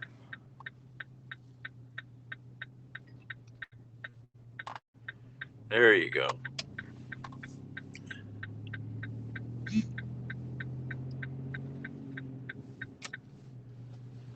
In fact, you can see that brown piece sticking up right there. That's part of the building that's going to come down in the back there. But the fire was real close and almost getting into these buildings. It was so hot. It was very close to lighting these buildings on fire here. I'm going to go this way since we're in town now.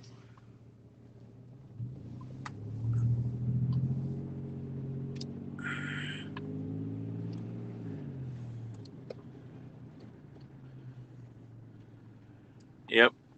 Yeah, they looked pretty nice. Like I said, you'd have to,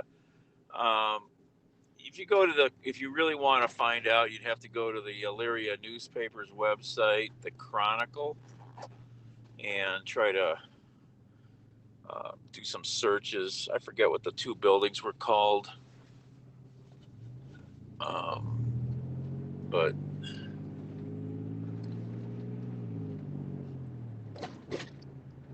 yeah, it's sad.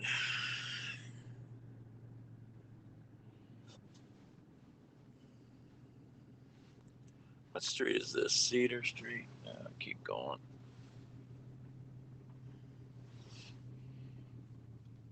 Yeah. House cleaners and nannies have been devastated by the COVID-19 pandemic. They were paying out of pocket for safer modes of transportation, didn't have health care. It's been a crisis of impossible choices. How the pandemic has exacerbated existing disparities and what protections and resources are needed to help. That's next time on The Takeaway from WNYC and PRX. Tune in tonight at 8 here on 90.3 WCPN. Support for 90.3 WCPN is provided by Wayside Furniture in Akron, honored to serve the community, thanking everyone for participating in their events, such as the Wellness Fair and Thanksgiving Giving event. Learn more on how to get involved in future events at wayside-furniture.com. Red Cedar Coffee on West Bagley Road in Erie.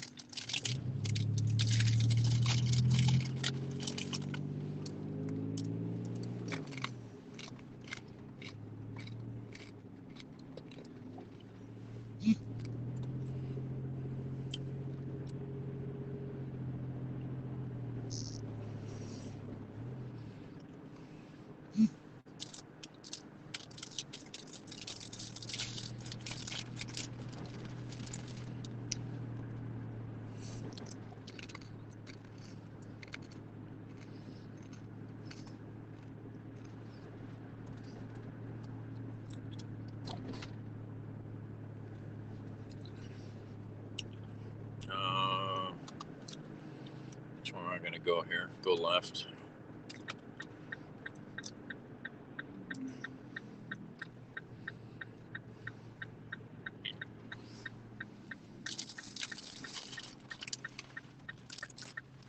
Hello from Cleveland. Oh, hi, Michelle.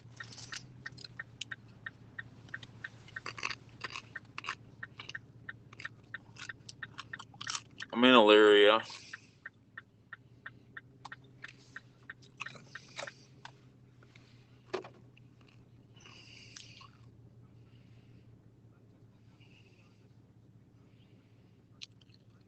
Oh, no, not at all. Yeah, well, there must have been a good reason to tear those buildings down, but yeah.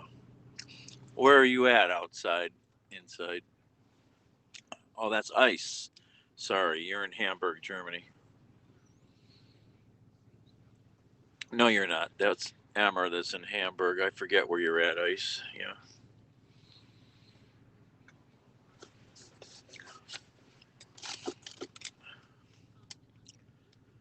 Oh, what a weird day this has been. It's been an interesting morning. That's all I can say.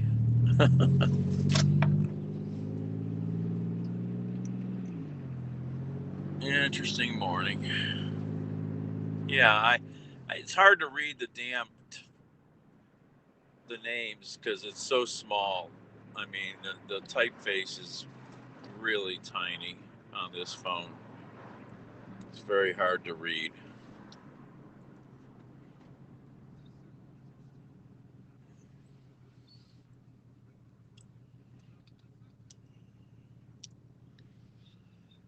Oh, isn't this sunshine nice, Michelle? Remarkable. Still cold out though, man. I was just outside for a second just a minute ago. Still a cold wind blowing out there.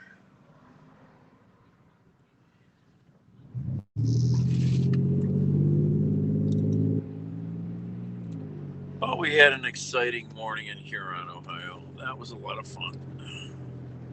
Did I want to go this way? No, I wanted to go to... No, maybe I wanted to go here. Or did I want Abbey Road? No, I did not want to go here. I wanted Abbey Road. Silly boy. Silly, silly human being. Oh well. Not thinking. Spring, yeah. Yeah, you grew up in the north, kind of more in northern Michigan and that. Yeah, this is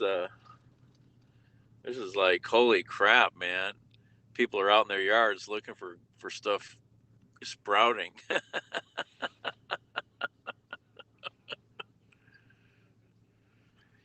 You weren't were you around this morning when I was hiking in the on the levee in Lake Erie when I was bushwhacking through the 10-foot tall reeds?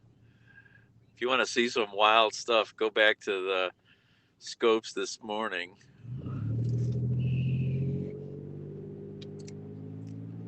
Well, I had a delivery to Huron, Ohio, and then I ended up in downtown. I went into tour downtown Huron and went up by the lakefront, and there's a levee there.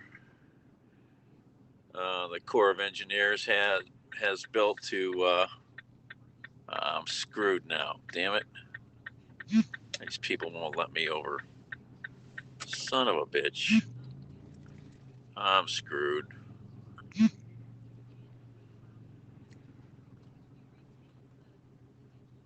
Still another round of winter. Hey, Rob. So I started on Haps this morning, leaving Cleveland to go to Huron. And I got out onto the pier in Huron, and I think I got into the woods in Huron. Into the levee, and then Haps crashed. So then I came back on Periscope twice, and I think each time on Periscope it was an hour, and there's even one that's like a minute long. So I had a really interesting time. It's like being in some crazy Children of the Corn movie. It's really bizarre out there. I need to go back and watch some of it. I'd like to watch it on a bigger screen than my phone. It'd be much more impressive. And then I had to bushwhack through about 500 feet of these tall, 10-foot tall reeds. I didn't have to, but I chose to. These freaking people, come on. Thank you. Let me over.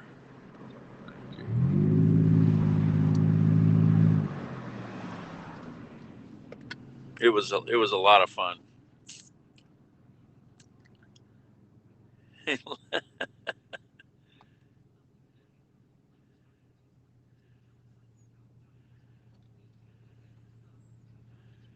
Outlander.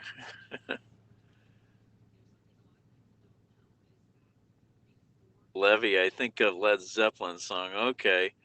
This is the if you look at Huron out there at the pier that goes out into the lake, there's a big like half circle, and it's a man-made levee from the Army Corps of Engineers. When they used to dredge the Huron River for the big freighters, they would then dump the dredgings into the levee. So that's how that all got built up. It's a big bird, sort of sanctuary in that. And not many people, I don't think, really go out there like where I went. I did some crazy stuff. I found a teepee. I probably found a bunch of kids' little local beer palace where they go party. They had a teepee they built out of the reeds, and there were folding chairs. It was pretty neat.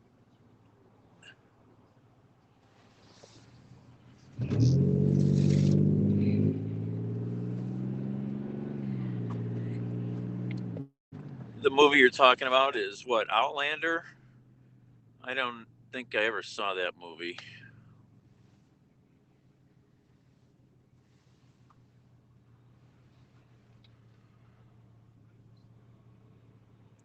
TP was pretty cool. I wouldn't mind checking that out again when I wasn't so like tired and that.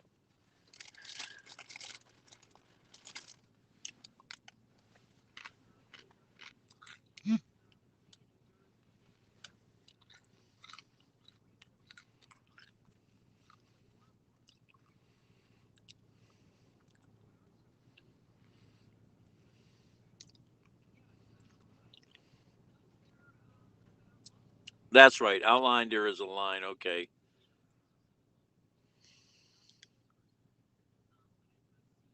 Yep. Children of the Corn, right? Because everybody kept saying, "Yeah, Children of the Corn." Because you'd have to go watch some of it to see what it's about, Michelle.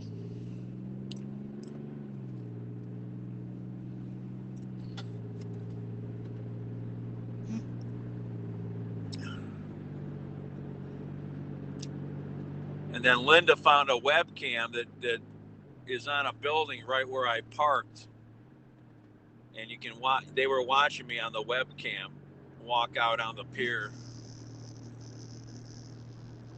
which is pretty cool.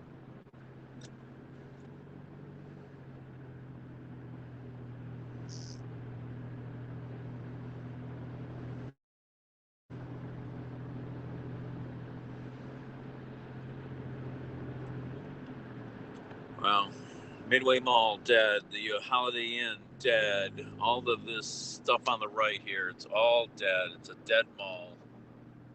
There's like a couple stores left in there. All dead. You want to come see a dead mall? Come to Elyria. I need to go in there and wander around while it's still open. I spent a lot of my life in that mall when they built it in the 60s or whenever it was. early 70s.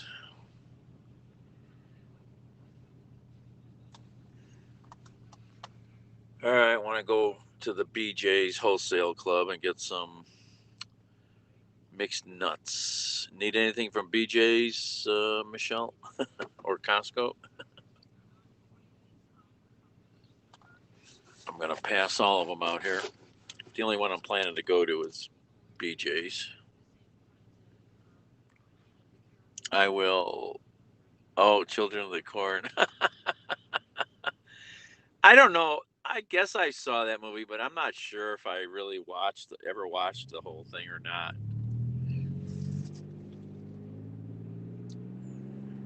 I'm pretty sure I have.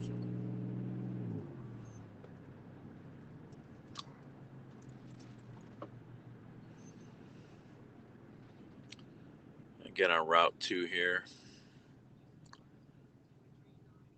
Well, at least we got to see Thomas today, right? Thomas Alva Edison.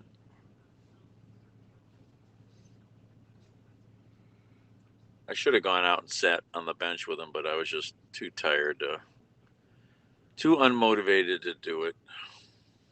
I need to go to bed. Oh, here, Michelle. Have you met Fredo? Hi, Michelle. Ooh, hello. Oh.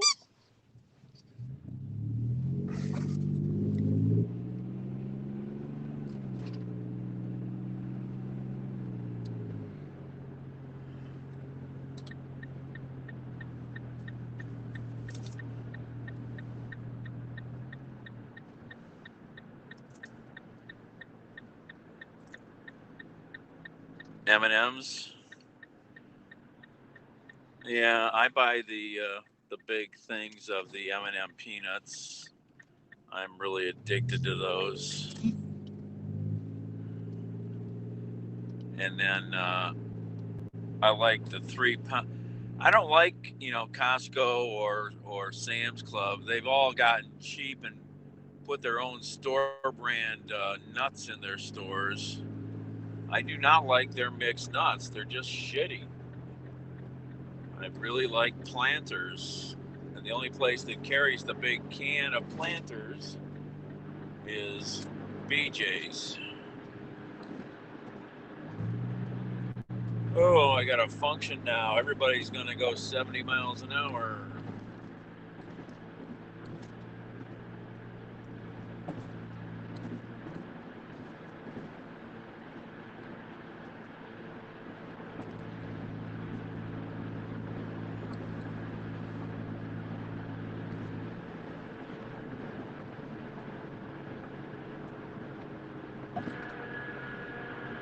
All right.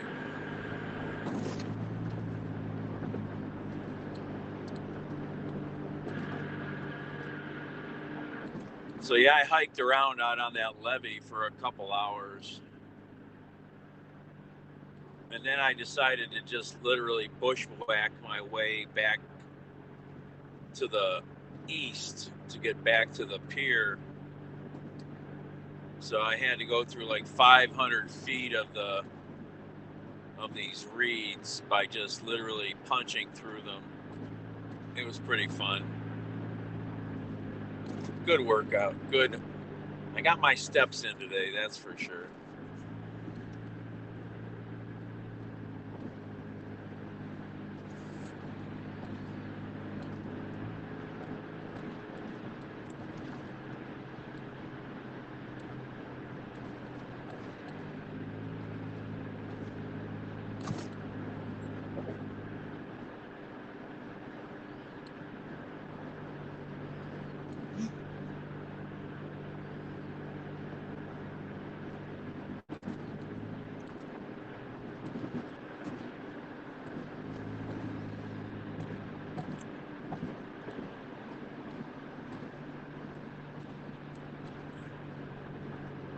Cocktail peanuts.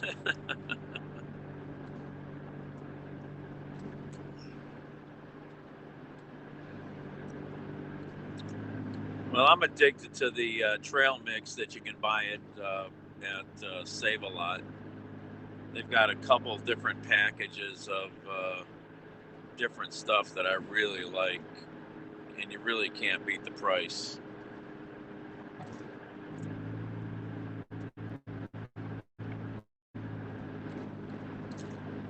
All right, we're getting close. I'm going to make it home without going to sleep in the car, which I did not want to do. I need to get really horizontal. The car's such a mess in the back, I can't even get horizontal back there. I can, but I have to move a whole bunch of stuff. Somebody called me on the phone that your guys are on. I don't know who that is.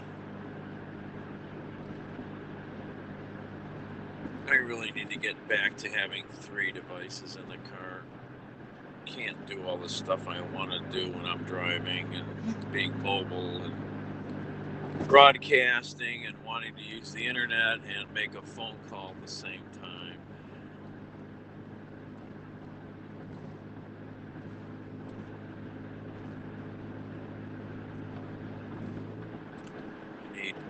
Need new devices.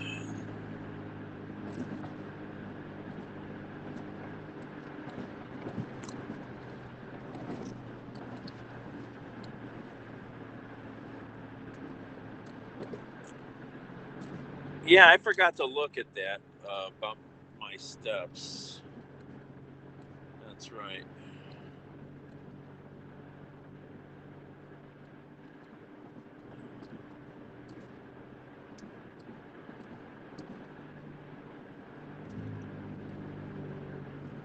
It says today I've done 7,200 steps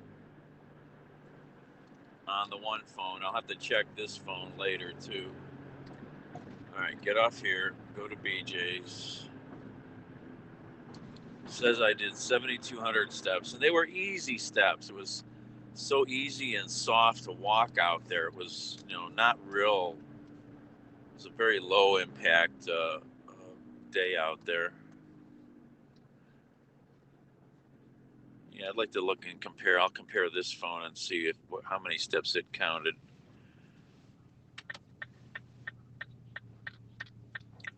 I mean, with all the walking I did out there, I only did maybe, 1.5, 2, 3, maybe 3 miles or so. It's hard to tell because it was all so mixed up.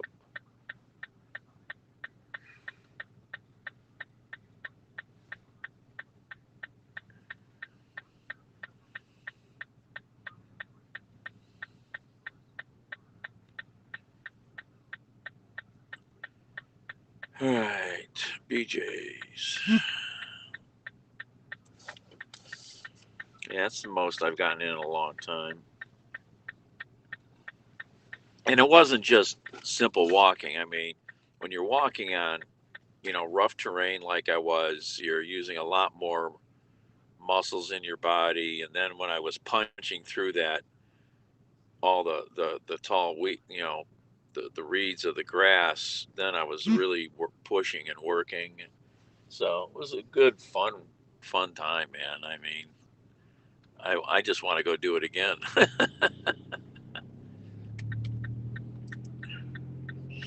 Except you wouldn't want to go out there in summer. You would not want to go out there in summertime. I bet you it's miserable with bugs.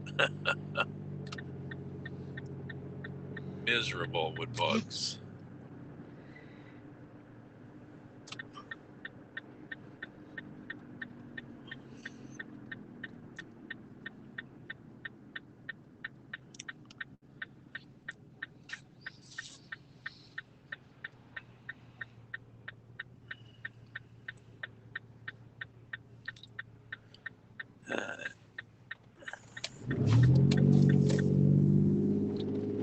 Alright, snuck through traffic there.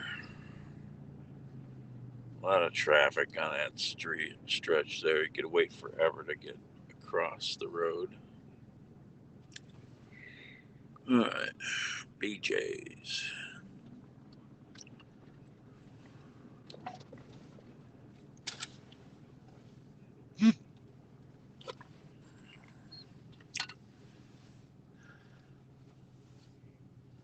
What's this woman doing here?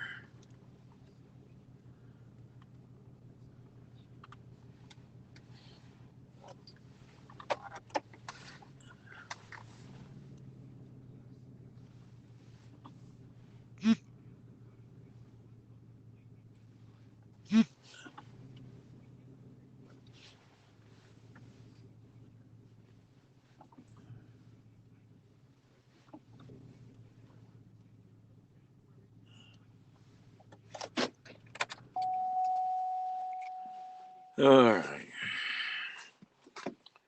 Tired. Oh, wanna go shopping? Oh, I'll go. Okay. Oh, nice.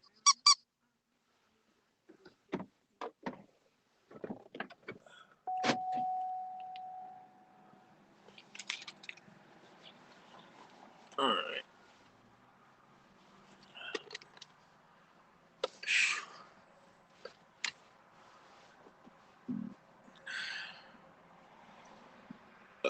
Excuse me. Whoa. Wow. It's windy out. The wind just took the door off my hinges off almost. So this is some of the trail mix I like from Save a Lot. This one here. Roasted Gold Trail Mix. Sesame sticks. Cranberries, cashews, and almonds. It's only $5 for this big bag. And then I get this one too, and I'll sometimes mix them into another bag. This is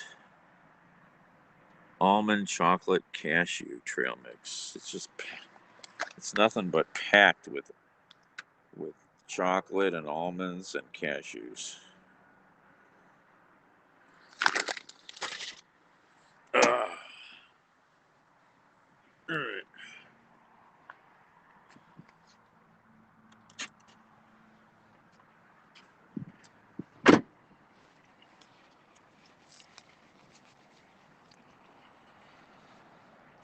All right. I'm gonna just put you guys in my pocket. It'll be pocket cam time. I'm tired of holding the phone.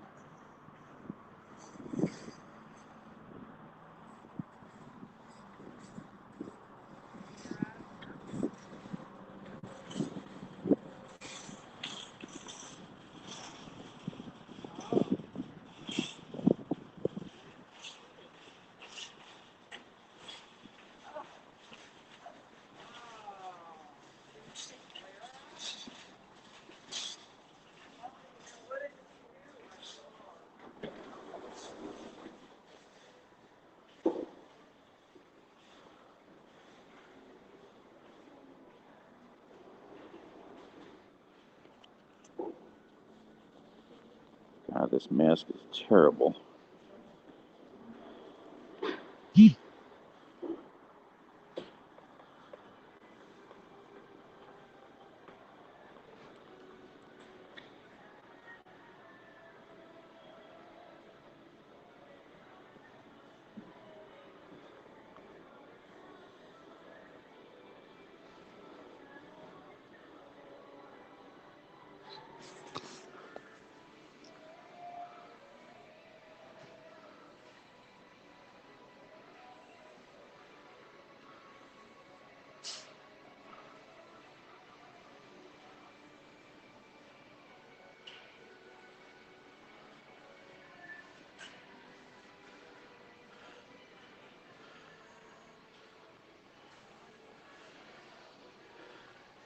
You mean you don't like chocolate and almonds and cashews? Come on. Who doesn't like that? Oh, I like to look at computers. I would need a computer so damn bad. What are these? Oh, barbecues.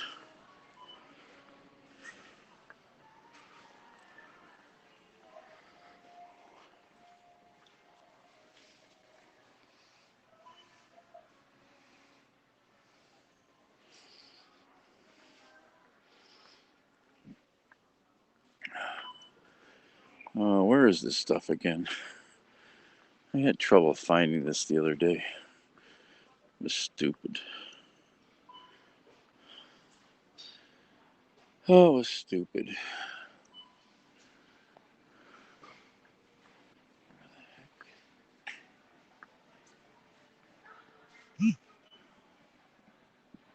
Nuts. Where are the planters?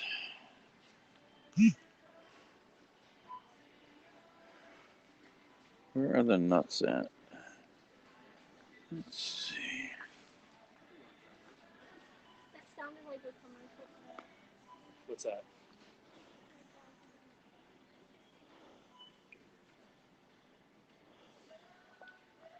What's down here?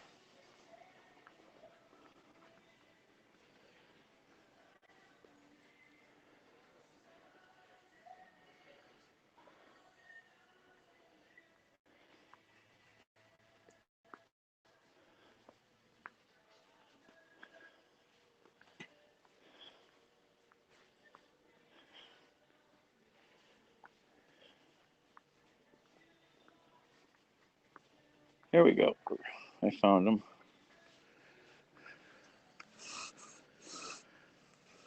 Oh, they don't have... Yes, they do. Right here. I was looking at this one. This is their store brand. I think I bought them once. They were just not so good. They're like seconds.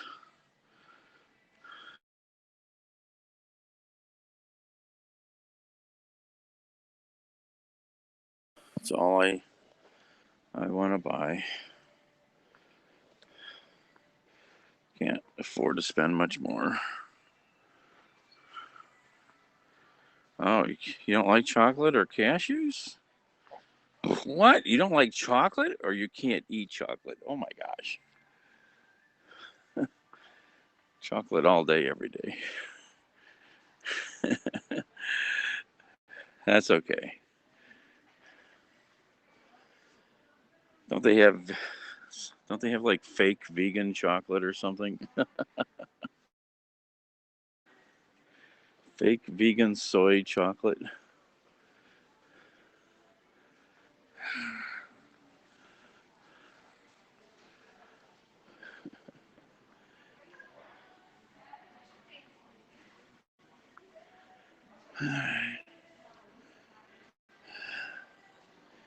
Oh, can I get cash back here? Yeah. At the self or Either. Either. Okay. I couldn't remember. I only did like once.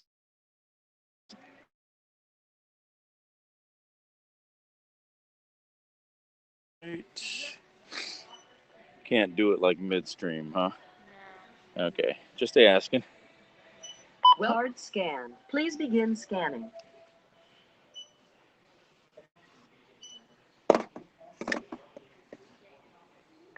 $15.49. Place your item.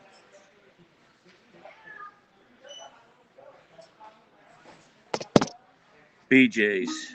Please remove the unscanned item. Remember to always scan your item before placing it in the tray. I put my phone on top of the. Continue scanning.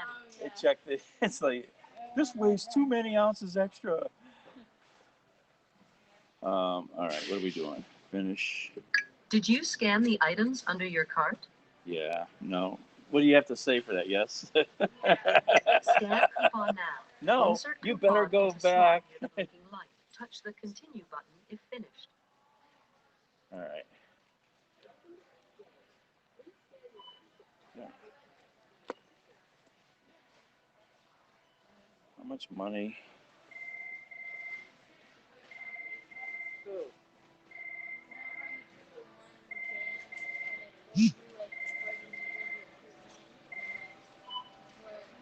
Scan coupon now.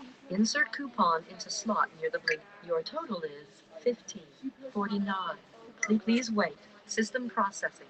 Follow the instructions on the pin pad.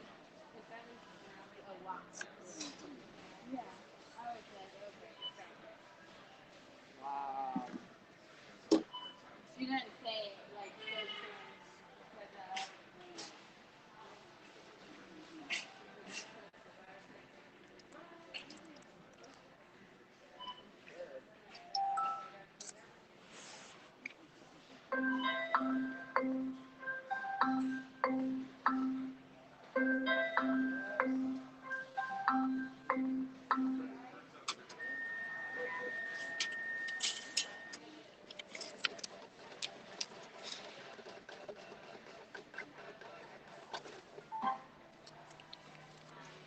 Please remember to take your receipt and all of your change. Thank you for shopping at BJ's. Please remove.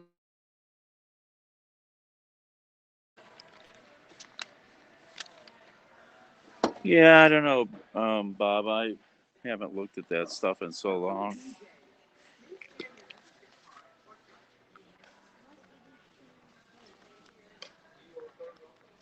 Oh, I'm tired.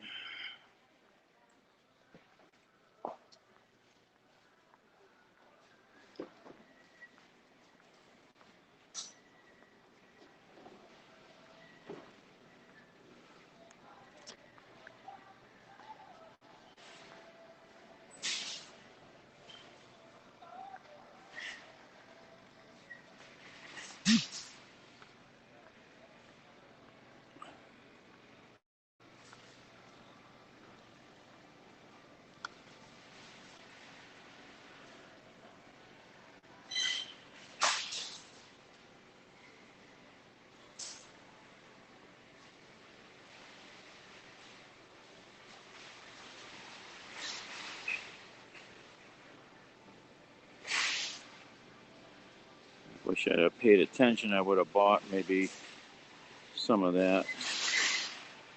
Oh well. Next time.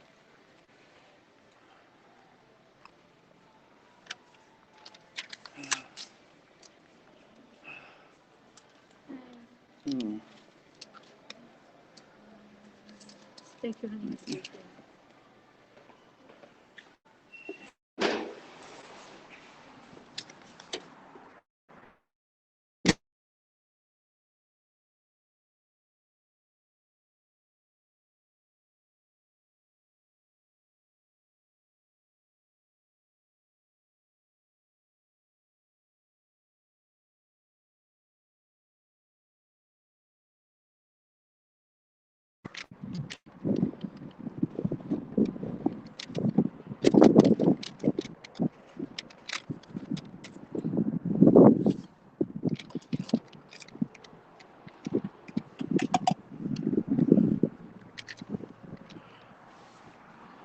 Oh,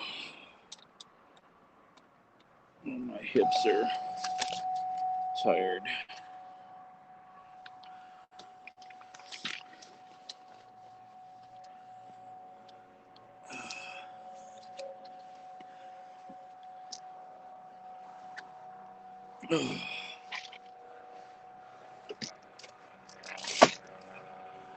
Oh.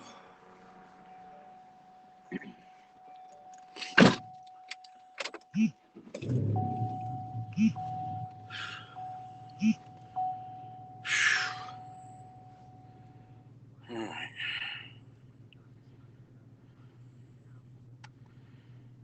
Don't have much money left. Okay.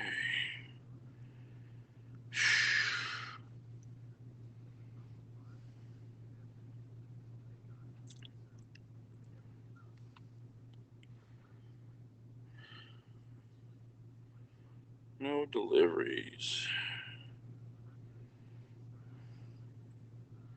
Very quiet today with deliveries from that one.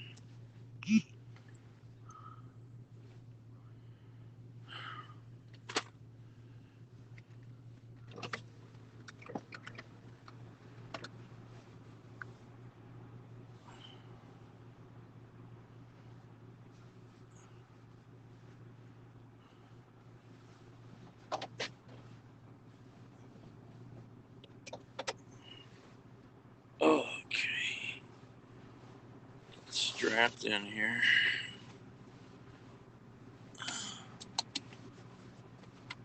All right.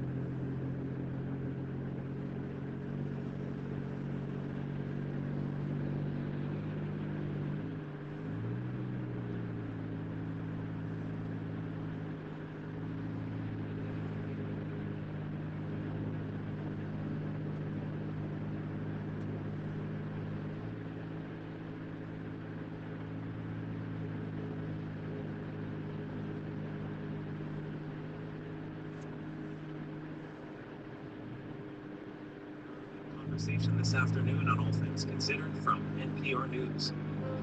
All Things Considered is next here on 90.3 WCPN. Support for 90.3 WCPN is provided by Key Private Bank, with a team of advisors that do more than just manage wealth. They work to make wealth work harder to help clients live life on their terms. Key Private Bank. Plan today, enjoy tomorrow. Key.com/KPB. John Carroll University, committed to preparing future leaders to serve their communities for 130 years. Small classes enable personalized learning, and service projects, internships, and community partnerships give students opportunities to create an impact. Today, more than 500 Northeast Ohio businesses are owned or led by JCU grads. More on how notable John Carroll alumni are making a difference at jcu.edu/human impact. Support for 90.3 comes from HCW Environmental Consultants. You're listening to 90.3 WCPN, Cleveland. Ideas.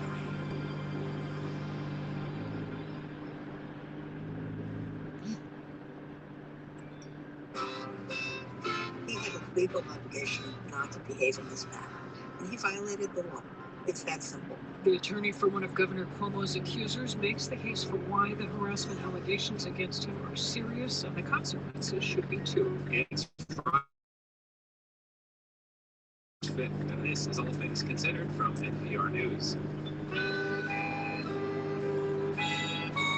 I'm Louise Kelly. And I'm Ari Shapiro. This hour, the latest from the U.S.-Mexico border, where President Biden has been busy reversing Trump-era policies on migrants. The numbers are growing.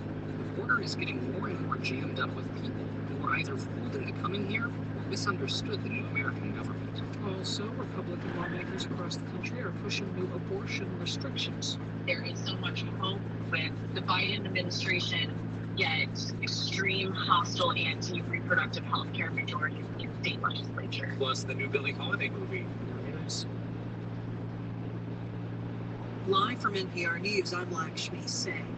The administration is doubling down on its warning to states to refrain from lifting coronavirus restrictions, such as mask mandates prematurely, not when the United States could be just months away from having enough vaccines for the whole country. CDC Director Rochelle Walensky announced at today's coronavirus response briefing that COVID-19 cases and deaths are still too high. Case numbers are fluctuating between 60,000 and 70,000 each day, and she says new research underscores the risks of fully reopening restaurants too soon.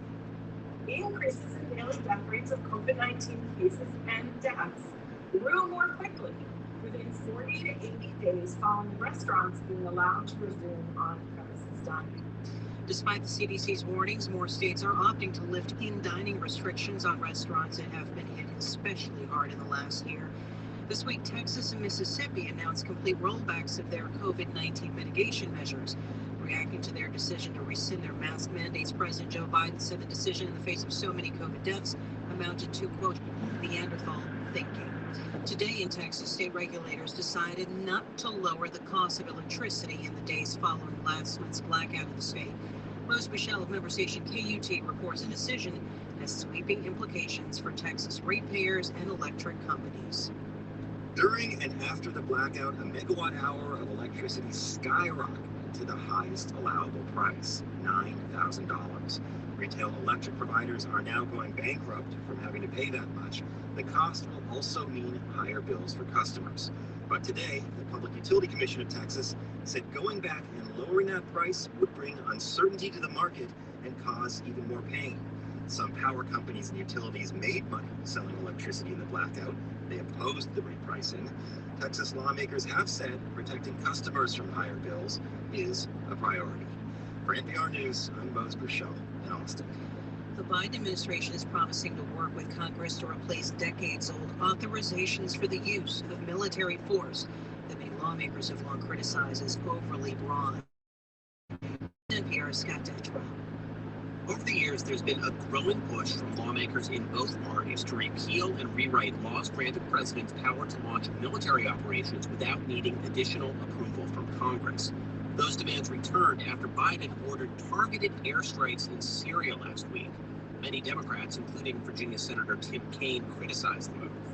Now, White House Press Secretary Jen Psaki says the administration will work with Congress to replace the older, broader authorizations with what she called, quote, a narrow and specific framework that's aimed at terrorist threats. Scott Detrow, NPR News, Washington. The Dow closes up 570 points. You're listening to NPR News. Support for NPR comes from NPR stations. Other contributors include iDrive with Remote PC, providing remote access to PCs, Macs, and servers from anywhere, assisting those working from home, and also enabling remote assistance for customers at remotepc.com. At 4:04, it's All Things Considered on WCPN. I'm Tony Ganser. Governor Mike DeWine has announced a mass vaccination clinic will open in Cleveland this month with the capacity to administer 6,000 COVID vaccine doses a day. It will open with federal support on March 17th at Cleveland State University's Wholesale Center. An estimated 1.1 million Ohioans aged 60 and older live in Northeast Ohio. Overall, more than 25,000 people live within 1 mile of this site.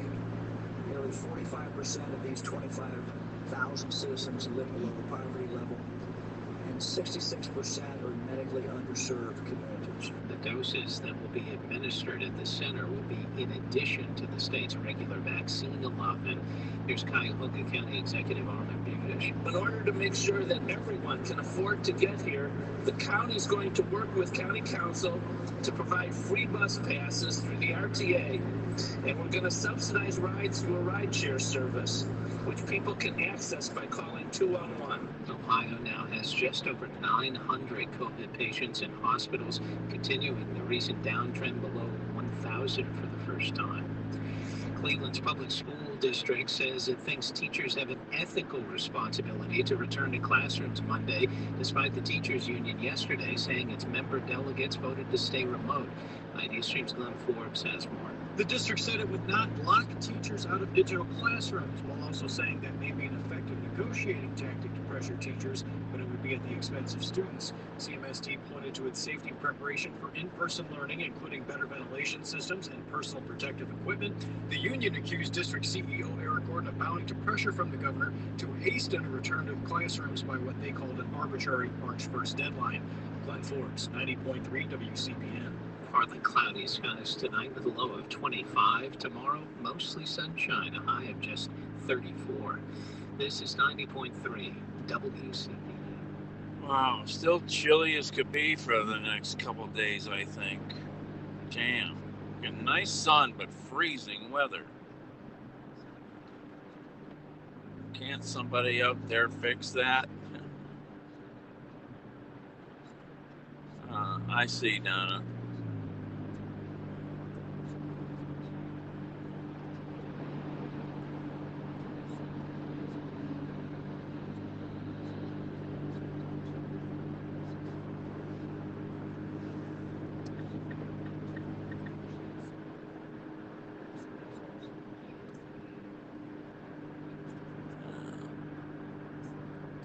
Just a few exits and the Batcave bed will be ready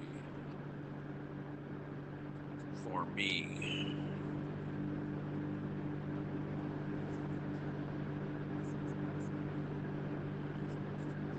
I gotta go buy cat food today or tomorrow. Running out.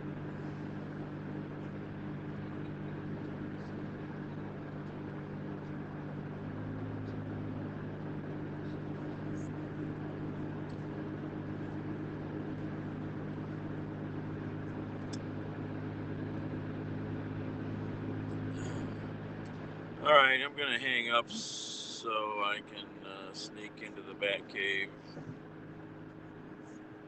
Everybody have a good day. Hopefully I might be back later. Let's see how long I pass out for here.